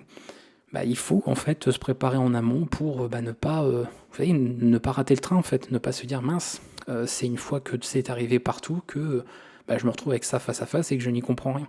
Mais de toute façon, c'est comme le reste, hein, n'oubliez pas, hein, beaucoup de nos grands-parents ou arrière-grands-parents ne voulaient pas entendre parler des smartphones, etc.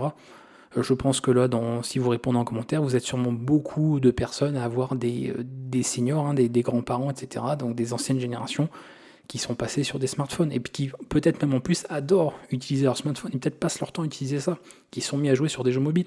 Pourtant, ils voulaient absolument pas en entendre parler pour beaucoup à l'époque, parce que c'était nouveau et parce que ce qui est nouveau fait peur et ce qui est nouveau, bah on fuit en fait. On a une réaction naturelle on fuit l'inconnu en fait. Donc automatiquement, la réaction première en tout cas était la crainte. Voilà. Il y a toujours ce côté, et ça c'est pour tout, hein. Je veux dire, il y a plein d'études même qui ont été faites de toute façon sur le sujet, quelque chose est nouveau et au départ bah, c'est la peur, c'est première réaction qui est le rejet, la peur, on n'en veut pas, et puis jusqu'à obtenir justement l'adoption, ce genre de choses. Donc ça se fera petit à petit, et les outils basés sur l'IA, qui évoluent de toute façon de plus en plus, suivront ce même rythme. Donc si je résume ce long pavé oral, voilà, quelles compétences crois-tu qu'il faille donc essentiellement cultiver? En fait, l'apprentissage de l'IA, de s'intéresser au sujet, qu'est-ce qu'une IA, qu'est-ce qu'on entend par intelligence artificielle, comment ça fonctionne, et puis de commencer à utiliser certains outils.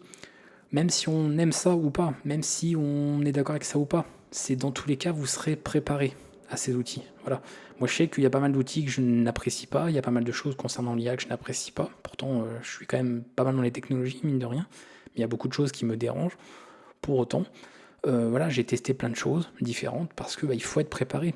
Vous êtes obligé en fait d'être préparé un minimum, sans devenir expert de quoi que ce soit, hein, mais juste être préparé pour vous dire le jour où ce sera imposé, où ce sera partout, vous serez prêt. Voilà. Comme dans les restos rapides, où vous avez maintenant vous pouvez passer commande sur un panneau tactile. Voilà, si vous n'aviez pas été habitué au tactile, vous allez être complètement largué. Si vous êtes préparé à ça, le jour où la transition est faite, bon, on peut aimer, on peut ne pas aimer, on peut reprocher, on peut dénoncer ça, on peut trouver ça dommage, etc. En attendant, vous êtes préparé et il y a beaucoup, on va dire que le changement se fait plus facilement en tout cas et moins douloureusement pour tout ça. Donc est-ce que la pensée critique et la créativité prennent encore plus d'importance? Alors ça, bon, le pensée critique c'est un terme, comment je peux dire, je pense pas que l'IA soit forcément un problème vis-à-vis de ça. Encore une fois, tout dépend de comment on utilise la chose. C'est-à-dire que si l'IA devient l'être humain, et qu'elle fait tout de manière principale, et que l'être humain ne fait que finalement être juste là pour apporter un petit supplément, vous voyez, finalement l'humain devienne l'IA, ouais, c'est un peu bizarre, c'est comme si on inversait en fait les rôles. Forcément oui, on perdrait beaucoup de choses, puisque faut pas oublier, en tout cas aujourd'hui, actuellement, ce sera peut-être différent dans 10 ans, dans 20 ans, peut-être même plus tôt que ça, l'IA elle est programmée par quelqu'un. C'est-à-dire qu'aujourd'hui, à moins de télécharger certaines IA qui n'ont pas de filtre ou qui n'ont pas de garde-fou, ce genre de choses, une IA, elle fera pas non plus, elle ne répondra pas positivement à tout ce que vous lui demandez. D'accord? Que ce soit parce qu'il y a des choses qui sont illégales, parce qu'il y a des choses qui sont immorales, etc. Vous pouvez tester un ChatGPT, il y a plein de questions que vous pouvez lui poser. Elle ne vous répondra pas. Elle vous dira que non, elle n'a pas le droit, ou qu'elle ne peut pas, ou elle ne doit pas, ou que vous ne devriez pas poser ce genre de questions. On a l'impression qu'elle a un semblant de morale, ce qui est évidemment pas le cas du tout, hein. C'est juste qu'elle a des filtres, tout simplement, hein, il y a des filtres qui sont mis en place, des paramètres, des configurations, qui font que certaines choses ne peuvent pas être données, certaines informations ne peuvent pas être fournies, même si elle les a. Voilà, il y a des garde-fous, il y a des choses qui bloquent en fait par rapport à ça. Donc forcément, partie de là, si on comprend, et vous voyez, ça fait partie de l'apprentissage en fait, de le fait de s'intéresser à l'IA, de l'étudier, etc. Parce que sinon on ne comprend pas. Une fois qu'on a compris ça, qu'on sait que en fait l'IA ça ne reste qu'un programme écrit par un ou des humains, avec leurs pensées à eux, je veux dire, c'est quand même rare qu'un être humain qui aurait par exemple certaines opinions politiques, religieuses, crée une IA qui ait des opinions complètement inverses. Généralement on peut faire quelque chose qui colle à ça, ou alors on fait quelque chose de global et ensuite on met certains filtres après coup qui collent à un certain modèle de pensée. Donc oui, on tombe forcément dans ce côté de, oui, si c'est l'IA qui fait tout à la place, et qui devient finalement, qui prend la place de l'humain, la pensée en fait ce sera celle des gens qui ont programmé ça. Donc indirectement ce sera la pensée d'un être humain, mais une pensée d'un être humain qui est répliquée chez plusieurs. C'est-à-dire, quel exemple je peux vous trouver? Prenons un exemple simple, imaginons, vous voulez échanger, vous aimez débattre avec quelqu'un, et vous voulez débattre sur, par exemple, un sujet quelconque, un sujet X, entre une personne A et une personne B. Ça peut être un sujet sérieux, un sujet à polémique, un sujet un peu complexe, dans lequel on ne va pas répondre en 3 phrases, mais on débat comme ça entre 2 personnes sur un sujet sérieux, d'accord, qui demande de développer, d'échanger, etc., d'avoir une discussion assez longue. Si vous avez une autre personne, B, qui discute de ce même sujet avec une personne, je ne vais pas dire B, mais C et D, d'accord, il va y avoir autre chose, vous voyez. Il va sortir de ça l'essence de quelque chose, par rapport aux réponses, à l'échange, les propos que les gens ont eus. Il sera passé quelque chose ici, un événement, d'accord. Ici, il y aura un autre événement qui sera unique aussi. Même si c'est basé sur le même sujet, même s'il y aura peut-être des similitudes, peut-être que B pense pas mal de choses comme C, peut-être que A a des similitudes avec D, on ne sait pas. Mais en tout cas, ce qui est certain, c'est que cette expérience est unique. Ce qui sera passé là est non reproduisible, c'est unique. Okay, celle-ci, c'est pareil. C'est un peu comme si vous étiez humoriste, d'accord? Vous faites un sketch, même si vous faites le même sketch à différents endroits ou même dans plusieurs soirées dans la même ville, vous avez beau répéter votre même texte, peut-être improviser par moment, mais même si vous improvisez pas, vous avez beau faire le même texte, chaque représentation faite de votre sketch sera unique. Parce qu'il y aura la réaction du public qui ne sera pas la même. Même si on invitait les mêmes personnes, elles riront pas peut-être de la même manière, peut-être pas au même moment, elles n'auront pas les mêmes réactions parce que ce sont des êtres humains en fait, simplement. Ce ne sont pas des robots. Et ce sera ça pour tout. Donc là, si je reviens à ma discussion ici, et qu'on met de côté les humoristes, c'est pareil. On va créer des scénarios, des événements, des expériences uniques. En termes de pensée, en termes de propos. Le problème de ça, si on prend la pensée, prenons l'exemple de ChatGPT, puisque c'est quand même un des plus connus, au niveau de discussion, etc. ChatGPT, on peut dire qu'il a une pensée à lui. C'est sa pensée à lui, c'est la pensée de ChatGPT. C'est-à-dire, finalement, c'est, on va dire, un ensemble de données fournies par ses développeurs. Bien sûr, soumis à des filtres, etc. Voilà, certains garde-fous, comme je vous l'expliquais tout à l'heure. Mais en gros, c'est la même. C'est-à-dire qu'a priori, à moins qu'on change de paradigme, complètement de système, si vous posez une question à ChatGPT, d'accord, sur un élément essentiel, par exemple lié à ce qu'on lui a appris ou comment il a été développé, il ne va pas d'un seul coup changer. C'est-à-dire que si vous lui demandez comment il s'appelle, ce sera ChatGPT. Si vous lui reposez la question, il ne va pas vous dire maintenant je suis Grok ou je suis une autre IA. Non. Vous voyez, il y a des informations qui sont pareilles. Donc en fait, ChatGPT, c'est une seule entité. C'est par exemple l'entité G. Okay, c'est G. Et le problème, qu'est-ce qui se passe au niveau de l'interaction de ChatGPT, donc ici renommé G, avec d'autres personnes, c'est que vous, d'accord, je prends par exemple un des internautes de la carrière de la vidéo. Vous communiquez, vous interagissez avec ChatGPT. Okay, vous êtes A sur un sujet. Et G va interagir avec une autre personne parmi vous, qui sera B. Et puis G va interagir sur le même sujet, toujours, avec une autre personne sur F. Vous, effectivement, vous allez apporter des éléments, chacun de votre manière, donc, à nouveau, contrairement à ce qu'on pourrait penser, ces expériences seront uniques. Effectivement, chaque chose sera unique parce que ici, ça change. D'accord ? Par contre, si je refais ça, a priori, on va toujours un petit peu sur la même chose. Et dans tous les cas, même si on n'a pas ça, le problème cette fois-ci, c'est que lui, c'est toujours la même personne. Et bien sûr, si on remplace G par un être humain, parce que oui, si on remplace par un être humain, globalement, on va avoir à peu près les mêmes discussions aussi. Mais la portée n'est pas la même. C'est-à-dire que un être humain, a priori, même avec Internet, vous voyez, même s'il s'exprime sur un réseau social, sur YouTube, comme je le fais par exemple, effectivement, vous allez viser un certain nombre d'individus, d'accord ? Genre N individus avec lesquels vous allez échanger. Mais ChatGPT, c'est un outil qui se développe chez tout le monde et qui à terme pourrait être disponible pour chaque être humain. Donc si des millions, voire même des milliards de personnes parlent avec une seule et même personne, tous, vous voyez, on communique avec la même pensée, on perd en fait énormément de variété, on perd énormément d'humanité là-dedans. C'est-à-dire, c'est comme si, imaginez, vous vous adressiez tout le temps, c'est-à-dire qu'à chaque fois que vous discutez, que vous voulez échanger sur un sujet, vous ne discutiez qu'avec un seul être humain de toute votre vie. C'est-à-dire que tous vos échanges, toutes vos expériences sociales seraient vécues de toute votre vie, toute votre carrière, toute votre existence, avec un seul et même être humain.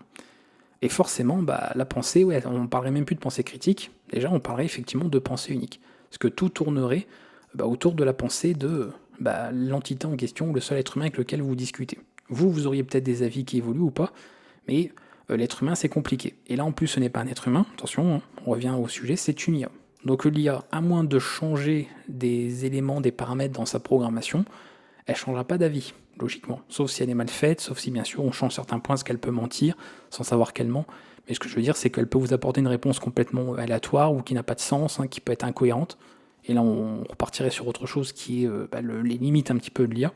Mais si on part du principe qu'elle répond de manière cohérente à chaque fois, eh bien forcément c'est toujours la même chose. Vous voyez, il n'y a pas d'évolution. On ne peut pas dire qu'une IA, elle apprend des expériences et des échanges qu'elle a. Par exemple, vous ne pourrez pas convaincre une IA, sauf en tombant dans des pièges de ces algorithmes, mais du coup, c'est pas, vous voyez, c'est pas humain, d'accord? C'est pas comme si vous aviez convaincu un être humain, vous ne pouvez pas convaincre une IA. Vous pouvez piéger les algorithmes qui ont permis de programmer une IA, qui peut lui faire par exemple faire des choses qu'elle ne devrait pas, c'est déjà arrivé. Par exemple, lui donner des réponses qu'elle ne vous donnait pas avant, mais vous la piégez par rapport aux instructions que vous lui donnez, etc. Mais ça reste algorithmique. On n'est pas dans quelque chose on n'est pas dans de l'essence, on n'est pas dans de la conscience, on n'est pas dans de l'intelligence, on n'est pas dans de la conviction. Vous ne convainquez personne. Vous n'êtes pas en train de convaincre une IA. Pourtant, un être humain, on pourrait faire évoluer la pensée d'un être humain. Quelqu'un, par exemple, qui n'est pas d'accord avec vous sur un sujet, et après un échange qui a peut-être changé un peu d'avis, qui est peut-être un peu plus proche de votre avis à vous, sans pour autant changer complètement son opinion, mais qui a peut-être, vous voyez, évolué, ou revu, ou remodelé un petit peu sa manière de penser. Ça, dans une IA, à moins de reprogrammer ou de changer des paramètres, ce sera toujours identique. Et forcément, ça casse ce côté de la pensée critique, parce qu'il n'y a plus de pensée, en fait, à part la pensée unique. Et forcément, en termes de créativité, c'est pareil, c'est fonction de l'IA, et c'est surtout fonction de ce qu'on lui a programmé, de ce qu'on lui a permis de faire, et donc des limites qu'elle a. C'est pour ça que certaines IA, par exemple, peuvent discuter, mais ne pourront pas pour autant vous créer une image. Par exemple, ChatGPT, il me semble, dernière nouvelle, si vous lui demandez d'identifier une personne sur une photo, en donnant son nom, il ne le fera pas. Est-ce que c'est parce qu'il n'en a pas eu la capacité, donc au niveau de ce qui a été programmé peut-être, mais ça peut être aussi une question filtre, qui est de, non, je ne vais pas t'aider à identifier une personne, parce que peut-être que d'un point de vue, vous voyez, éthique, une IA, faut pas qu'elle fasse ça. Parce que peut-être qu'on ne sait pas pourquoi vous voulez identifier quelqu'un sur une photo et que je vous donne son nom, son prénom. Enfin, vous voyez, quels sont vos objectifs derrière, qu'est-ce que vous voulez faire de cette information. Alors qu'un être humain, au pire, tu dis, tiens, c'est qui sur cette photo? S'il connaît la personne, il va dire, c'est un tel, quoi, c'est, je sais pas moi, Tartampion. il va reconnaître la personne, il va l'identifier. L'IA, elle pourrait très bien dire, non, parce que elle a été programmée pour ne pas donner ce genre d'infos, parce que éthiquement, c'est la limite, c'est pas vraiment le genre de choses à faire. On est dans la bienveillance, vous comprenez, donc il faut surtout pas faire ça. Et donc forcément, on est sur ce genre de pensée-là. Et la créativité, à nouveau, c'est propre à chacun. C'est pour ça qu'il y a des IA qui sont faites spécialement pour la génération d'images, d'autres qui sont faites spécialement pour l'analyse de tel contenu, d'autres qui sont faites spécialement pour discuter, pour l'échange, les modèles de langage, et ainsi de suite. On a quelque chose, on a des spécialités en fait auprès des IA parce que à elles-mêmes, ce n'est pas un être humain. Un être humain, il peut être à la fois artistique, être un modèle de pensée, être quelqu'un qui est capable de produire quelque chose. Il peut avoir plusieurs facultés d'IA à la fois en tant qu'être humain, alors que l'IA, on la spécialise dans un domaine, même si on peut après en faire une IA multidomaine, c'est ce qui se passera de toute façon à terme pour beaucoup, mais généralement c'est pas forcément le cas. On les entraîne sur un sujet précis. Voilà. Donc oui, forcément, créativité, d'autant plus d'importance, oui, pour l'être humain par rapport à l'IA. Mais on en revient à ce que je disais, c'est de ne pas devenir esclave de l'IA en fait. Parce que dès lors où l'IA deviendra l'humain et l'humain deviendra l'IA, on fera qu'inverser le problème, sauf que les éléments ne sont pas les mêmes. Une IA, ce n'est pas un humain, et nous ne pouvons pas être réduits à un simple programme informatique, parce qu'on est quand même un peu plus complexe que ça, a priori un peu plus développé que ça, malgré nos limites et nos faiblesses et nos vulnérabilités. Donc on ne peut pas être réduit à ça. Et une IA, on peut être encore loin d'être mis sur un piédestal au point de se dire, ça y est, l'IA est un être humain avec toutes ses qualités et ses défauts. On a encore du travail avant d'en être là aussi. Voilà pour ce point. Je voulais développer aussi sur cette troisième question. On passe à l'avant-dernière question après plus d'1h10 de vidéo que je vois là à côté sur mon deuxième écran. Question 4. Si l'IA devient un outil central dans les salles de classe, comment les enseignants peuvent-ils adapter leur pédagogie pour en tirer parti tout en maintenant un lien humain fort avec les étudiants? C'est bien parce que ça rejoint un petit peu ce que je disais tout à l'heure en fait. C'est un peu comme si j'avais répondu en avance à la question. Devrait-il jouer un rôle plus de guide ou de mentor dans l'utilisation de ces outils? Voilà, l'IA en fait, ça répond un peu à la question, c'est-à-dire que l'IA doit accompagner. Bon, je vais pas redire ce que j'ai dit tout à l'heure concernant la triche, etc., qu'on devrait autoriser tous les outils, quels qu'ils soient, parce qu'on est censé normalement vérifier la compréhension de l'étudiant ou de l'élève, et pas le fait qu'il ait sorti le bon résultat au calcul mathématique. Même si on est d'accord que appliquer ensuite dans la vraie vie, si ça peut être une découverte ou résoudre un problème, on est bien content qu'il ait trouvé les résultats aussi. Mais j'ai envie de dire, si c'est une IA qui le trouve, je reviens sur l'exemple de tout à l'heure avec l'opération du chirurgien, si c'est grâce à l'IA qu'on a sauvé une vie, on va pas vous dire, ouais, bon, quand même, c'est chiant parce que c'est pas toi qui l'a sauvé, c'est l'IA. Non, on a sauvé une vie, point, vous voyez, il n'y a même pas de débat. On va pas se prendre la tête, c'était quand même l'objectif à la base, c'était de sauver une vie. Donc, On va pas commencer à chipoter sur mais c'est grâce à l'IA donc t'as pas de mérite ou pas. C'est bravo l'IA, mais la vie est sauvée donc tout est cool quoi. Tout est bien. Donc outil central, ça c'est voilà, vous connaissez maintenant mon avis, hein, je pense que de façon à terme, oui, ça deviendra un outil central. Comme maintenant dans les écoles, on a de plus en plus d'ordinateurs ou des panneaux interactifs. Moi j'ai connu l'école avec les anciens tableaux verts, hein, avec la craie. Il y a peut-être des écoles pour qui ça n'existe plus. Et il y a sûrement peut-être des élèves ou des étudiants qui n'auront jamais connu ou qui n'auront ou qui ne connaîtront jamais les anciens tableaux. Voilà. Qui dès les premiers instants à l'école ont découvert tout de suite les tableaux interactifs ou même les écrans tactiles ou ce genre de choses. Et donc non plus en fait les tableaux à l'ancienne. Donc l'IA ça sera pareil en fait. Il y a un moment où ce sera intégré dans les classes et des gens ne connaîtront pas ça. Voilà.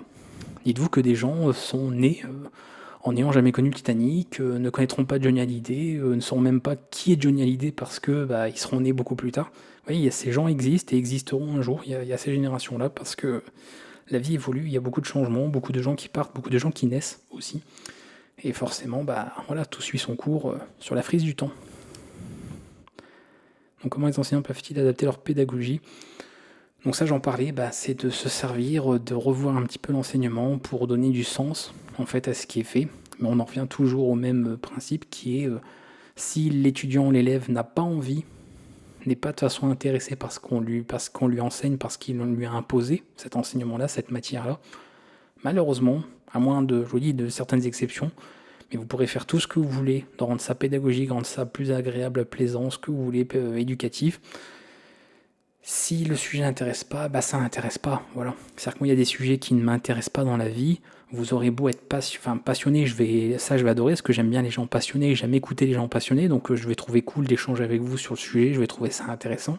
Pour autant, c'est pas parce que on va avoir cette discussion que ça y est, je vais devenir passionné à mon tour de ce domaine-là. Peut-être que si, hein, c'est un domaine que je connais pas, on sait pas. Mais si dès le départ je sais que je connais le domaine et que ça m'intéresse pas du tout, vous pourrez m'en dire que du bien, vous pourrez me vanter tous les mérites de ce que vous voulez, vous pourrez avoir une approche quelle qu'elle soit pour rendre ça intéressant. Si moi déjà je me suis renseigné sur la chose et que ça m'intéresse pas, en fait non, donc c'est pareil en fait, si dès le départ ça ne nous plaît pas, qu'on ne voit pas d'utilité, qu'on ne voit pas de sens à ça, on pourra rien faire et il faut peut-être accepter ça. Voilà, pour certains enseignants, accepter que oui, tout ne peut pas plaire à tout le monde, c'est parfaitement normal aussi, et qu'on devrait donc concentrer nos efforts à rendre, à se focaliser finalement sur les gens qui veulent, et puis pourquoi pas essayer d'aider les gens qui ne veulent pas à s'orienter vers des choses qu'ils aiment et qu'ils veulent faire. Parce qu'encore une fois, la vie est suffisamment riche en domaines, en ce que vous voulez, pour tout le monde puisse trouver quelque chose qui lui plaît, qui l'intéresse. Voilà. On peut pas se dire, toi, c'est pas normal que tu n'aimes pas ça. Désolé, si vous aimez pas, encore une fois, tous les mêmes aliments et tous les aliments qui existent sur Terre, et on va pas en faire une histoire, on va pas vous juger pour ça. Donc on ne devrait pas juger ou même critiquer ou reprocher à quelqu'un de ne pas aimer telle ou telle matière. Voilà, on a le droit. Il y a des gens qui aiment pas la philo, on va pas se plaindre et on va pas critiquer les gens qui aiment pas la philo. C'est peu importe la raison. Vous avez le droit en fait, c'est la vie, on a le droit, il n'y a pas de problème à ça. Donc la pédagogie, après l'adapter sur l'IA, c'est comme ça rejoint ce que je dis, c'est-à-dire de l'accepter, de le tolérer déjà. Mais ça, après, si c'est pas l'enseignant qui le décide, il faudra l'établissement, ou même plus haut, pour autoriser ça. Et puis d'expliquer exactement ce que je disais, c'est-à-dire que on veut que vous compreniez les choses pour lesquelles on vous enseigne, des concepts, des matières, etc. Et à partir du moment où vous utilisez l'IA ou pas, peu importe, c'est-à-dire que vous avez un devoir maison, par exemple en histoire, si vous utilisez l'IA, même pour rédiger tout votre truc, pas de souci. Mais après, je veux dire, faut à vous de voir que vous ayez compris, parce que si on vous pose des questions sur le sujet, il faudra bien que vous ayez compris le sujet en lui-même. Et puis après, de vérifier encore une fois qu'il n'y ait pas d'erreur, pas de tout ça. Parce qu'imaginez, vous produisez un exposé sur la Seconde Guerre mondiale par une IA, peut-être qu'elle va raconter tout n'importe quoi, peut-être les dates seront pas bonnes. Donc si vous avez produit ça par IA, ok, mais derrière, si c'est bourré de fautes ou qu'il y a des incohérences ou que vous n'avez pas compris même le sujet, tant pis en fait, tant pis. Et dans ce cas-là, vous n'aurez pas forcément la note qu'on attend. A l'inverse, si vous avez produit ça par IA, que vous avez retravaillé le texte, que vous avez vérifié les informations pour voir qu'elles étaient correctes, etc., au niveau des dates, au niveau des chiffres, ce genre de choses, et que vous avez du coup compris, c'est-à-dire que l'explication, l'exposé, vous êtes capable de expliquer, de résumer un peu l'histoire, le contexte historique, etc. Et franchement, qu'est-ce qu'on s'en fiche en fait, c'était fait par une IA. voilà, que vous ayez triché, comme on disait tout à l'heure. Vous avez compris, vous savez de quoi vous parlez, vous êtes capable d'expliquer, vous seriez capable limite de l'enseigner à quelqu'un ou de transmettre l'information à quelqu'un d'autre. Bah, c'est bon en fait, il me semble que c'est ça justement l'objectif final, c'est de transmettre des choses. Si on vous les a transmises, peu importe par quel support, bah, l'objectif est rempli, quoi. Donc voilà, donc guide ou mentor, bah, c'est l'enseignant doit rester un enseignant, et puis l'IA n'est qu'un outil qui accompagne, qui assiste l'enseignant, mais qui ne doit pas le remplacer. Si un enseignant se sert de l'IA pour faire les cours à sa place, là pour moi c'est problématique.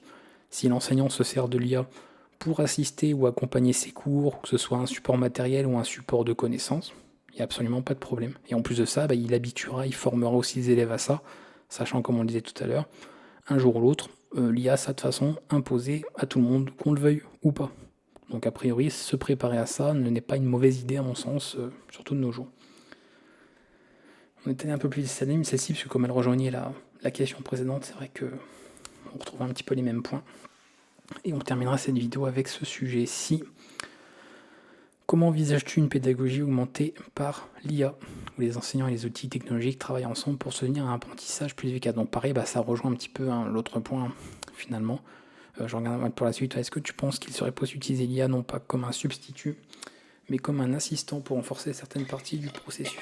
Attendez, je bois un coup, ça fait un peu... Alors... Eh bah tiens, oui, on rejoint exactement ce que je disais en fait.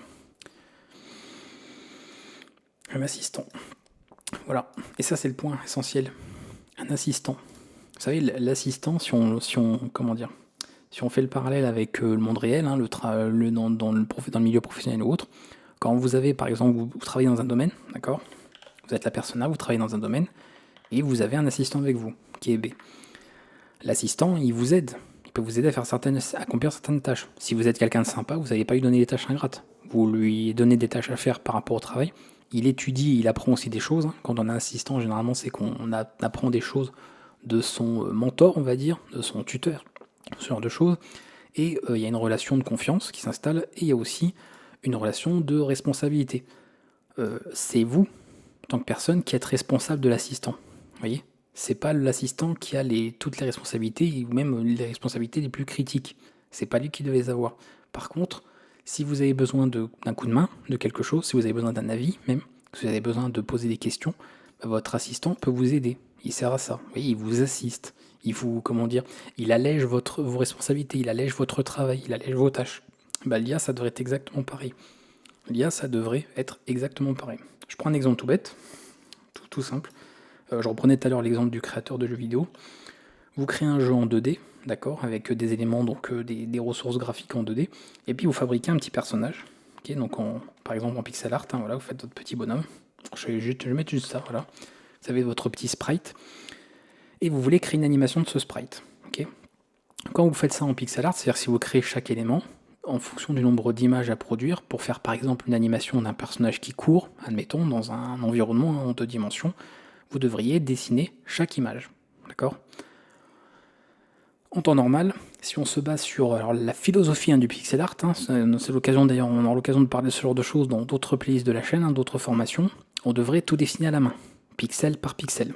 Mais il y a un jour des gens qui se sont dit, bon, ok, c'est vrai que si je fais pas tout à fait ça, je triche. Vous voyez, on avait déjà ce sentiment de tricher.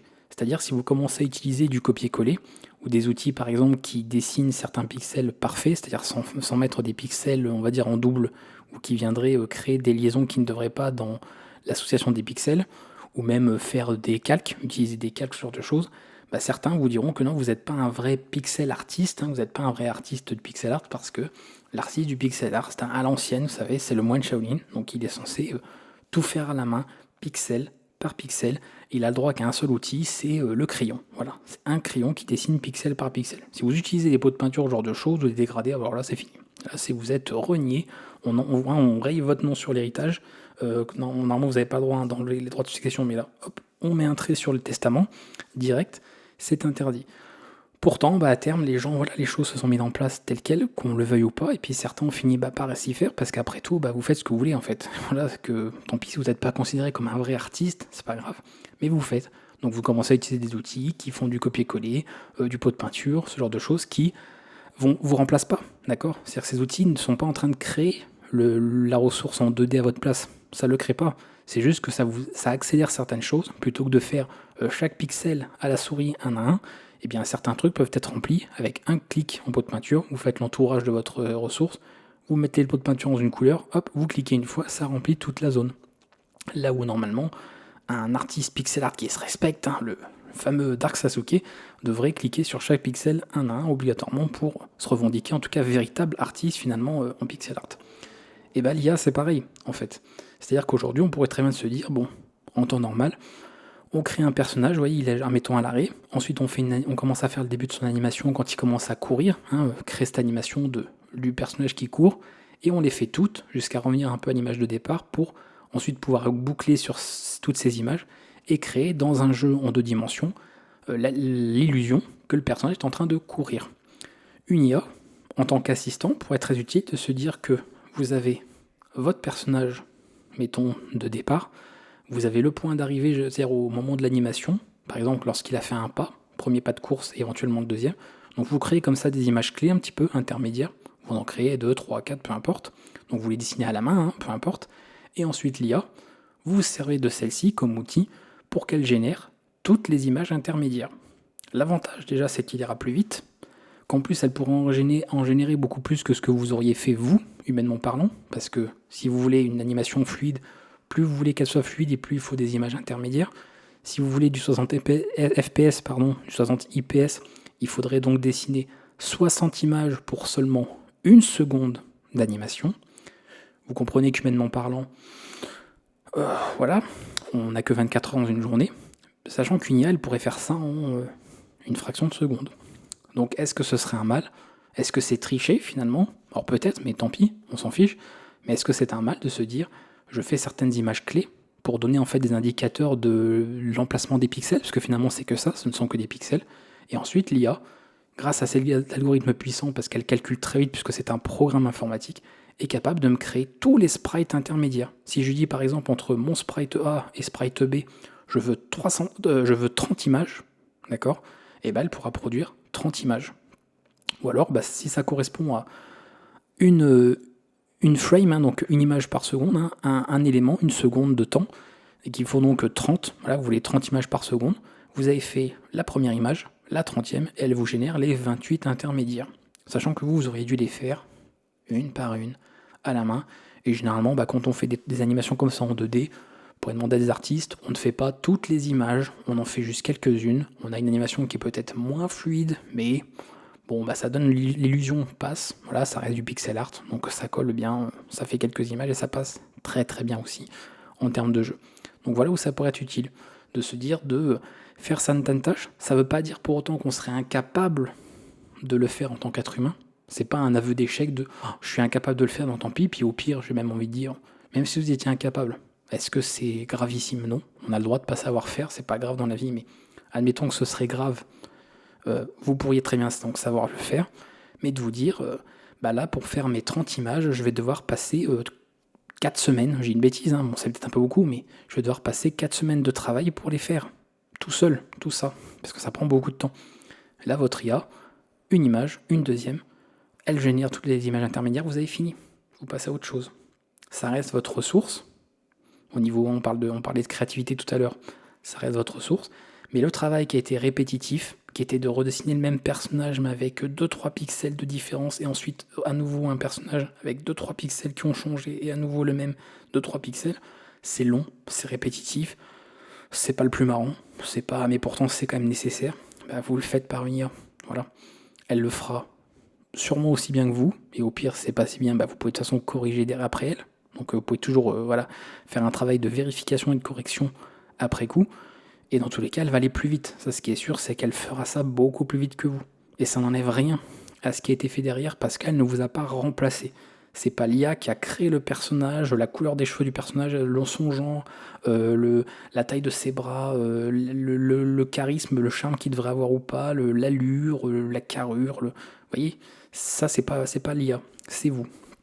Et de toute façon, même c'était l'IA, comme elle se base sur des choses existantes, puisqu'on ne se base jamais sur rien, comme l'être humain d'ailleurs, c'est un autre débat, forcément, on ne peut pas vraiment dire qu'elle n'est pas créative en soi, puisque l'IA ne se base que sur des créations humaines, et l'humain a forcément créé ça via sa créativité. Donc, vous voyez, l'un dans l'autre, finalement, l'IA ne peut être que créative à son tour. Elle ne fait que repomper et faire un mélange, un petit peu de tout ça, un mix de ce qu'elle apprend, pour pondre quelque chose en sortie. Mais c'est un autre sujet, c'est encore autre chose. Voilà, donc l'IA non comme un substitut, donc c'est bien ce que je disais, voilà, faut pas qu'elle remplace l'être humain, et donc elle remplace si dans ce cadre l'enseignant, c'est absolument pas le but. Puis de toute façon, il faut bien que les enseignants quand même soient payés pour leur travail, donc s'ils font faire le travail par l'IA, et les enseignants ne devront plus être payés à ce moment-là, il faudra payer les IA, ce qui serait un peu bizarre, mais comme un assistant, complètement, parce que certaines choses peuvent sûrement être facilitées. Alors après, dans le cadre de l'informatique, bon, il y a plein d'exemples, hein. Ça peut être générer certains programmes, générer certains algorithmes, d'explications, générer certains traitements un peu longs à faire, un peu casse-pieds à faire, ce genre de choses, un peu répétitifs. Donc ça peut servir pour énormément de cas. Ou pour combler un manque de compétences de l'enseignant. Par exemple, je sais pas, vous êtes enseignant en programmation, c'est pas parce que vous faites de la programmation que vous savez faire de l'animation en 2D. Donc si plus tard vous voulez faire un projet d'animation en 2D programmé par vos étudiants, vous en tant qu'enseignant, vous faites toute la partie programmation, et puis les étudiants peuvent utiliser l'IA par exemple pour produire les ressources graphiques pour l'animation. Admettons, vous voyez, c'est un exemple parmi tant d'autres, quoi. Donc ça accompagne en fait comme si c'était une personne, en fait. C'est comme si vous preniez un collègue qui était disponible pour vous et que vous disiez tiens, pour le projet, est-ce que tu peux me faire ça? Sauf que là, vous dérangez personne. Voilà, vous demandez de service à personne. Vous le demandez à une IA, et l'IA ne va pas répondre non et ne sera jamais dérangée en fait vis-à-vis de ça. Et je pense qu'on a fait le tour un petit peu du sujet ici, au niveau de l'IA. Bref, si on résume un petit peu tout ça, je pense que vous avez un petit peu le pendant de tout ça. Donc moi c'est mon avis, peut-être qu'encore une fois il changera avec le temps, avec les années, avec les changements qu'il y aura. Mais mon avis actuel, qui est pour le moment qui n'a pas changé depuis le tout début, où ça a commencé à se populariser un petit peu tout ça, c'est à partir du principe que je vois pas de mal à l'IA tant que ça reste secondaire à l'être humain, et que ça vient en tant qu'outil, en tant qu'assistant, en tant que complément, en tant que supplément, et pas en tant que remplacement. Voilà, si on fait tout ça. Mais après, moi je suis personnellement quelqu'un qui aime créer, je suis quelqu'un qui aime inventer, qui aime fabriquer des choses, qui aime comprendre les choses, qui aime apprendre même tout court. Donc forcément, je peux pas avoir un autre discours que ça. C'est-à-dire que moi, ce serait la pire des choses que de faire mon travail par une IA, par exemple, ou de faire du code par une IA parce que j'aime programmer, donc ce serait bizarre. J'aime dessiner, donc faire du dessin par une IA, non, en fait, il n'y a pas de plaisir. Si j'aime cuisiner, donc si je faisais faire de la cuisine par un robot, bon, sauf quand vraiment vous n'avez pas le temps ou que là vous n'avez pas envie. Vous voyez, encore une fois, oui, si c'est une fois de temps en temps, si c'est pour vous assister, ok. Par exemple, vous êtes en train de cuisiner, il faut éplucher les pommes de terre, bon, si c'est une IA qui peut le faire, je vous avouerai que je vais pas m'en plaindre, parce que c'est long, c'est chiant, voilà, faut le dire, c'est éplucher des pommes de terre, franchement, c'est pas ce qu'il y a de plus drôle, c'est pas ça qui est passionnant dans la cuisine. Par contre, l'à côté, c'est moi qui veux le faire. Vous voyez la différence. Après, si quelqu'un veut vraiment que l'IA fasse toute sa place, c'est autre chose. Et peut-être que les gens qui sont comme ça penseraient différemment que moi, se diraient non, nous, une IA, si elle remplace l'être humain, c'est pas un problème. Mais me concernant, je sais que je pourrais pas. Déjà, à titre personnel, je pourrais pas. Et forcément, je vois pas ça comme quelque chose étant positif. Parce que si on remplace, on remplace en fait. Et après, si elles deviennent véritablement conscientes et intelligentes, on peut imaginer tous les scénarios de films de science-fiction, qui est que le jour où l'IA aura compris qu'elle n'a plus besoin de l'être humain, déjà qu'il y a des êtres humains parfois qui comprennent ou qui estiment ne plus avoir besoin d'autres êtres humains, et qui donc les licencient, les virent ou ce genre de choses, à partir de là, imaginez, si déjà chez l'être humain ça existe, sachant que l'être humain a quand même la possibilité d'avoir un choix, d'accord, d'avoir des choix éclairés, de prendre des décisions, de réfléchir, de changer d'avis, ce genre de choses. Si une IA est programmée pour fonctionner dans un sens, le jour où elle aura compris ou qu'on lui aura fait comprendre que l'être humain ne sert à rien, à votre avis, qu'est-ce qui se passera? Voilà, tout simplement. Mais bon, on part sur des scénarios catastrophes, évidemment. On espère que des gens ont mis des barrières un petit peu avant d'en arriver là, et puis qu'on ne poussera pas surtout les utilisateurs à se baser sur ça, de se dire maintenant arrêtez de faire, arrêtez de produire, arrêtez de créer, basez-vous sur l'IA. Mais faut se rassurer aussi sur un point, c'est que des êtres humains qui aiment créer, qui sont curieux comme moi, je suis pas tout seul, hein. Heureusement, je suis pas l'unique sur Terre, ça serait triste aussi. Donc il y en a des millions, sûrement des milliards aussi. Donc encore heureux, il y a des gens qui vous diront que moi jamais l'IA ne me remplacera. Vous savez, quand il y a des gens qui ont peur de perdre, que dire mais est-ce que l'IA remplacera tous les métiers? Moi, une fois, on m'a dit par exemple, est-ce que tu penses que l'IA remplacera tous les développeurs, genre le métier de développement, ou que le métier de développeur disparaîtra, ou que même le développement tout court disparaîtra? Moi, j'ai déjà la réponse à ça. Vous voyez, j'ai ma boule de cristal. Je vous dirais, tant que moi j'existerai, à titre personnel sur Terre, étant donné que j'aime développer, tant que j'existerai et que je ferai du développement, non, l'IA, ça disparaîtra pas comme activité, comme acte, comme, ouais, comme loisir ou quoi, parce que j'en ferai. Donc en fait, je serai peut-être le seul, on ne sait pas, peut-être qu'un jour je serai le seul, on sera deux, on dira là, bâtard, on est que deux, mais il y aura toujours ça. C'est autant que vous avez envie de faire quelque chose, même si c'était remplacé partout, de toute façon, tant que vous estimez vouloir continuer de faire telle ou telle chose, oui. Et moi, c'est pas, je vous le dis, c'est pas demain la veille qu'une IA fera mon travail à ma place, fera mes passions à ma place. Enfin non, parce que je fais quoi après? J'ai pas envie de passer ma journée devant la télé, hein, désolé. En plus, vous imaginez, il faudrait que l'IA elle regarde la télé à ma place. Ah non, on n'a pas fini après. Donc non, c'est après, je vais dire ça me gênerait pas parce que c'est pas pour le temps que je passe devant la télé, c'est-à-dire quasiment pas. Mais tout ça pour dire oui que tout le monde ne voit pas l'IA comme étant un libérateur, ça va être de se dire ah ça y est, je vais pouvoir plus rien faire de mes journées et l'IA va tout faire. Parce que même s'il y a peut-être des gens qui vous disent que l'être humain est feignant, que surtout en France, on aime bien dire souvent ça, que le citoyen français est un feignant, il n'a pas envie de bosser, qu'il veut juste profiter des aides sociales, qu'il veut rien faire de ses journées, toucher le RSA. Évidemment, dans la réalité, c'est pas comme ça que ça marche. Voilà, tout esprit normalement aussi constitué le voit bien, constate bien que c'est pas comme ça, et qu'il y a des gens qui partiraient en dépression s'ils pouvaient plus travailler, ou qui s'ennuieraient à mourir s'ils étaient chez eux tout le temps, à ne pouvoir rien faire ou n'avoir rien à faire. Alors après, ça on peut en discuter aussi, à n'avoir rien à faire quand on voit ce que la vie nous offre.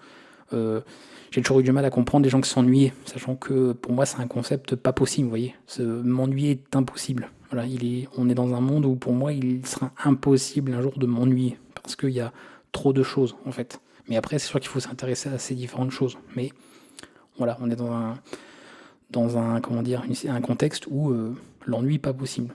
Donc je m'intéresse à l'apprentissage de plein de choses, à étudier plein de choses, à la curiosité de décortiquer chaque chose, de voir comment ça marche partout, voilà, à l'intérieur, extérieur, peu importe.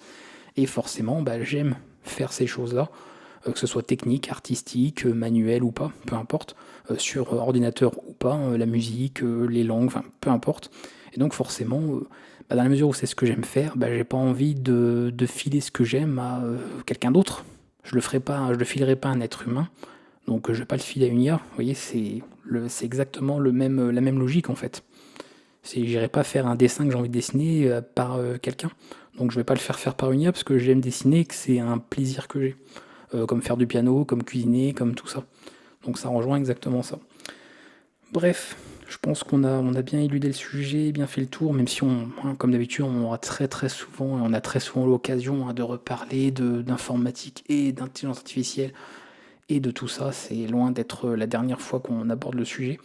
Mais là, après plus d'1 heure et demie de vidéo, je pense que ça vous comprenez d'autant plus pourquoi il était intéressant, je trouve, de faire une vidéo sur toutes ces questions. Parce que c'était pas juste une petite question de est-ce que tu penses que la programmation va disparaître à cause de l'IA, comme on peut souvent le lire. Là, c'est quelqu'un qui a pris le temps d'écrire un mail bien développé avec plein de questions. Et plutôt que de juste répondre par mail, je trouvais ça beaucoup plus intéressant, surtout pour vous, de répondre directement en vidéo. Comme ça profite un peu à tout le monde. En tout cas, vous avez l'espace des commentaires comme d'habitude. Si vous avez d'autres points à développer ou sur lesquels vous voulez discuter. Et j'en profite aussi, puisque il y a certaines personnes qui l'ont compris, pas forcément d'autres. Cette playlist blabla, comme je vous disais, c'est une playlist YouTube sur laquelle, vous voyez, je ne fais pas de vidéo particulière de cours, en fait. C'est-à-dire, quand je vois un commentaire sur un sujet intéressant à développer, etc., sur lequel je pourrais répondre plus que via les commentaires, j'en fais une vidéo. Et bien évidemment, si vous trouvez qu'il y a un sujet sur lequel on pourrait discuter, un peu comme là, vous voyez la personne qui m'a envoyé ce mail. Alors, ne vous n'envoyez pas forcément un mail, pas forcément besoin de passer par les mails pour ça. Mais vous pouvez dans les commentaires, notamment sous cette vidéo ou sur une autre vidéo de cette playlist en particulier, me dire tiens, voilà, vous avez un avis sur telle chose, vous aimeriez voilà, un échange, ou qu'on aborde un sujet en vidéo en particulier, pas forcément lié à l'informatique d'ailleurs, hein, en soi, c'est pas obligatoirement lié à ça, même s'il faut que ça reste quand même sur de la formation, puisque c'est publié sur la chaîne formation vidéo et pas sur ma chaîne perso, donc il faut que ça reste quand même dans le thème de la chaîne. Mais si un jour vous avez comme ça un sujet qui peut être développé, hein, qui peut faire au fil d'une vidéo, hein, si c'est une question pour laquelle je peux répondre en 3 phrases, bon, pas besoin de faire une vidéo pour ça, mais si ça peut demander un développement supplémentaire, n'hésitez pas en fait à suggérer un petit peu des sujets dans les commentaires, pourquoi pas. Voilà, moi vous savez, je lis tous les commentaires, je réponds quand il y a une réponse qui est attendue. Donc généralement, s'il y a des choses comme ça qui passent, des éléments à prendre, je prends note et on en fait quelque chose derrière. En tout cas, je vous dis à bientôt, prenez soin de vous, passez une bonne journée. J'aurais bien parlé, hein, 1h40 comme ça non-stop, on voit qu'on a l'habitude, mais bon, c'est pas bien nouveau. Et voilà, on se retrouve pour d'autres contenus, en tout cas sur la chaîne à venir. Ciao tout le monde.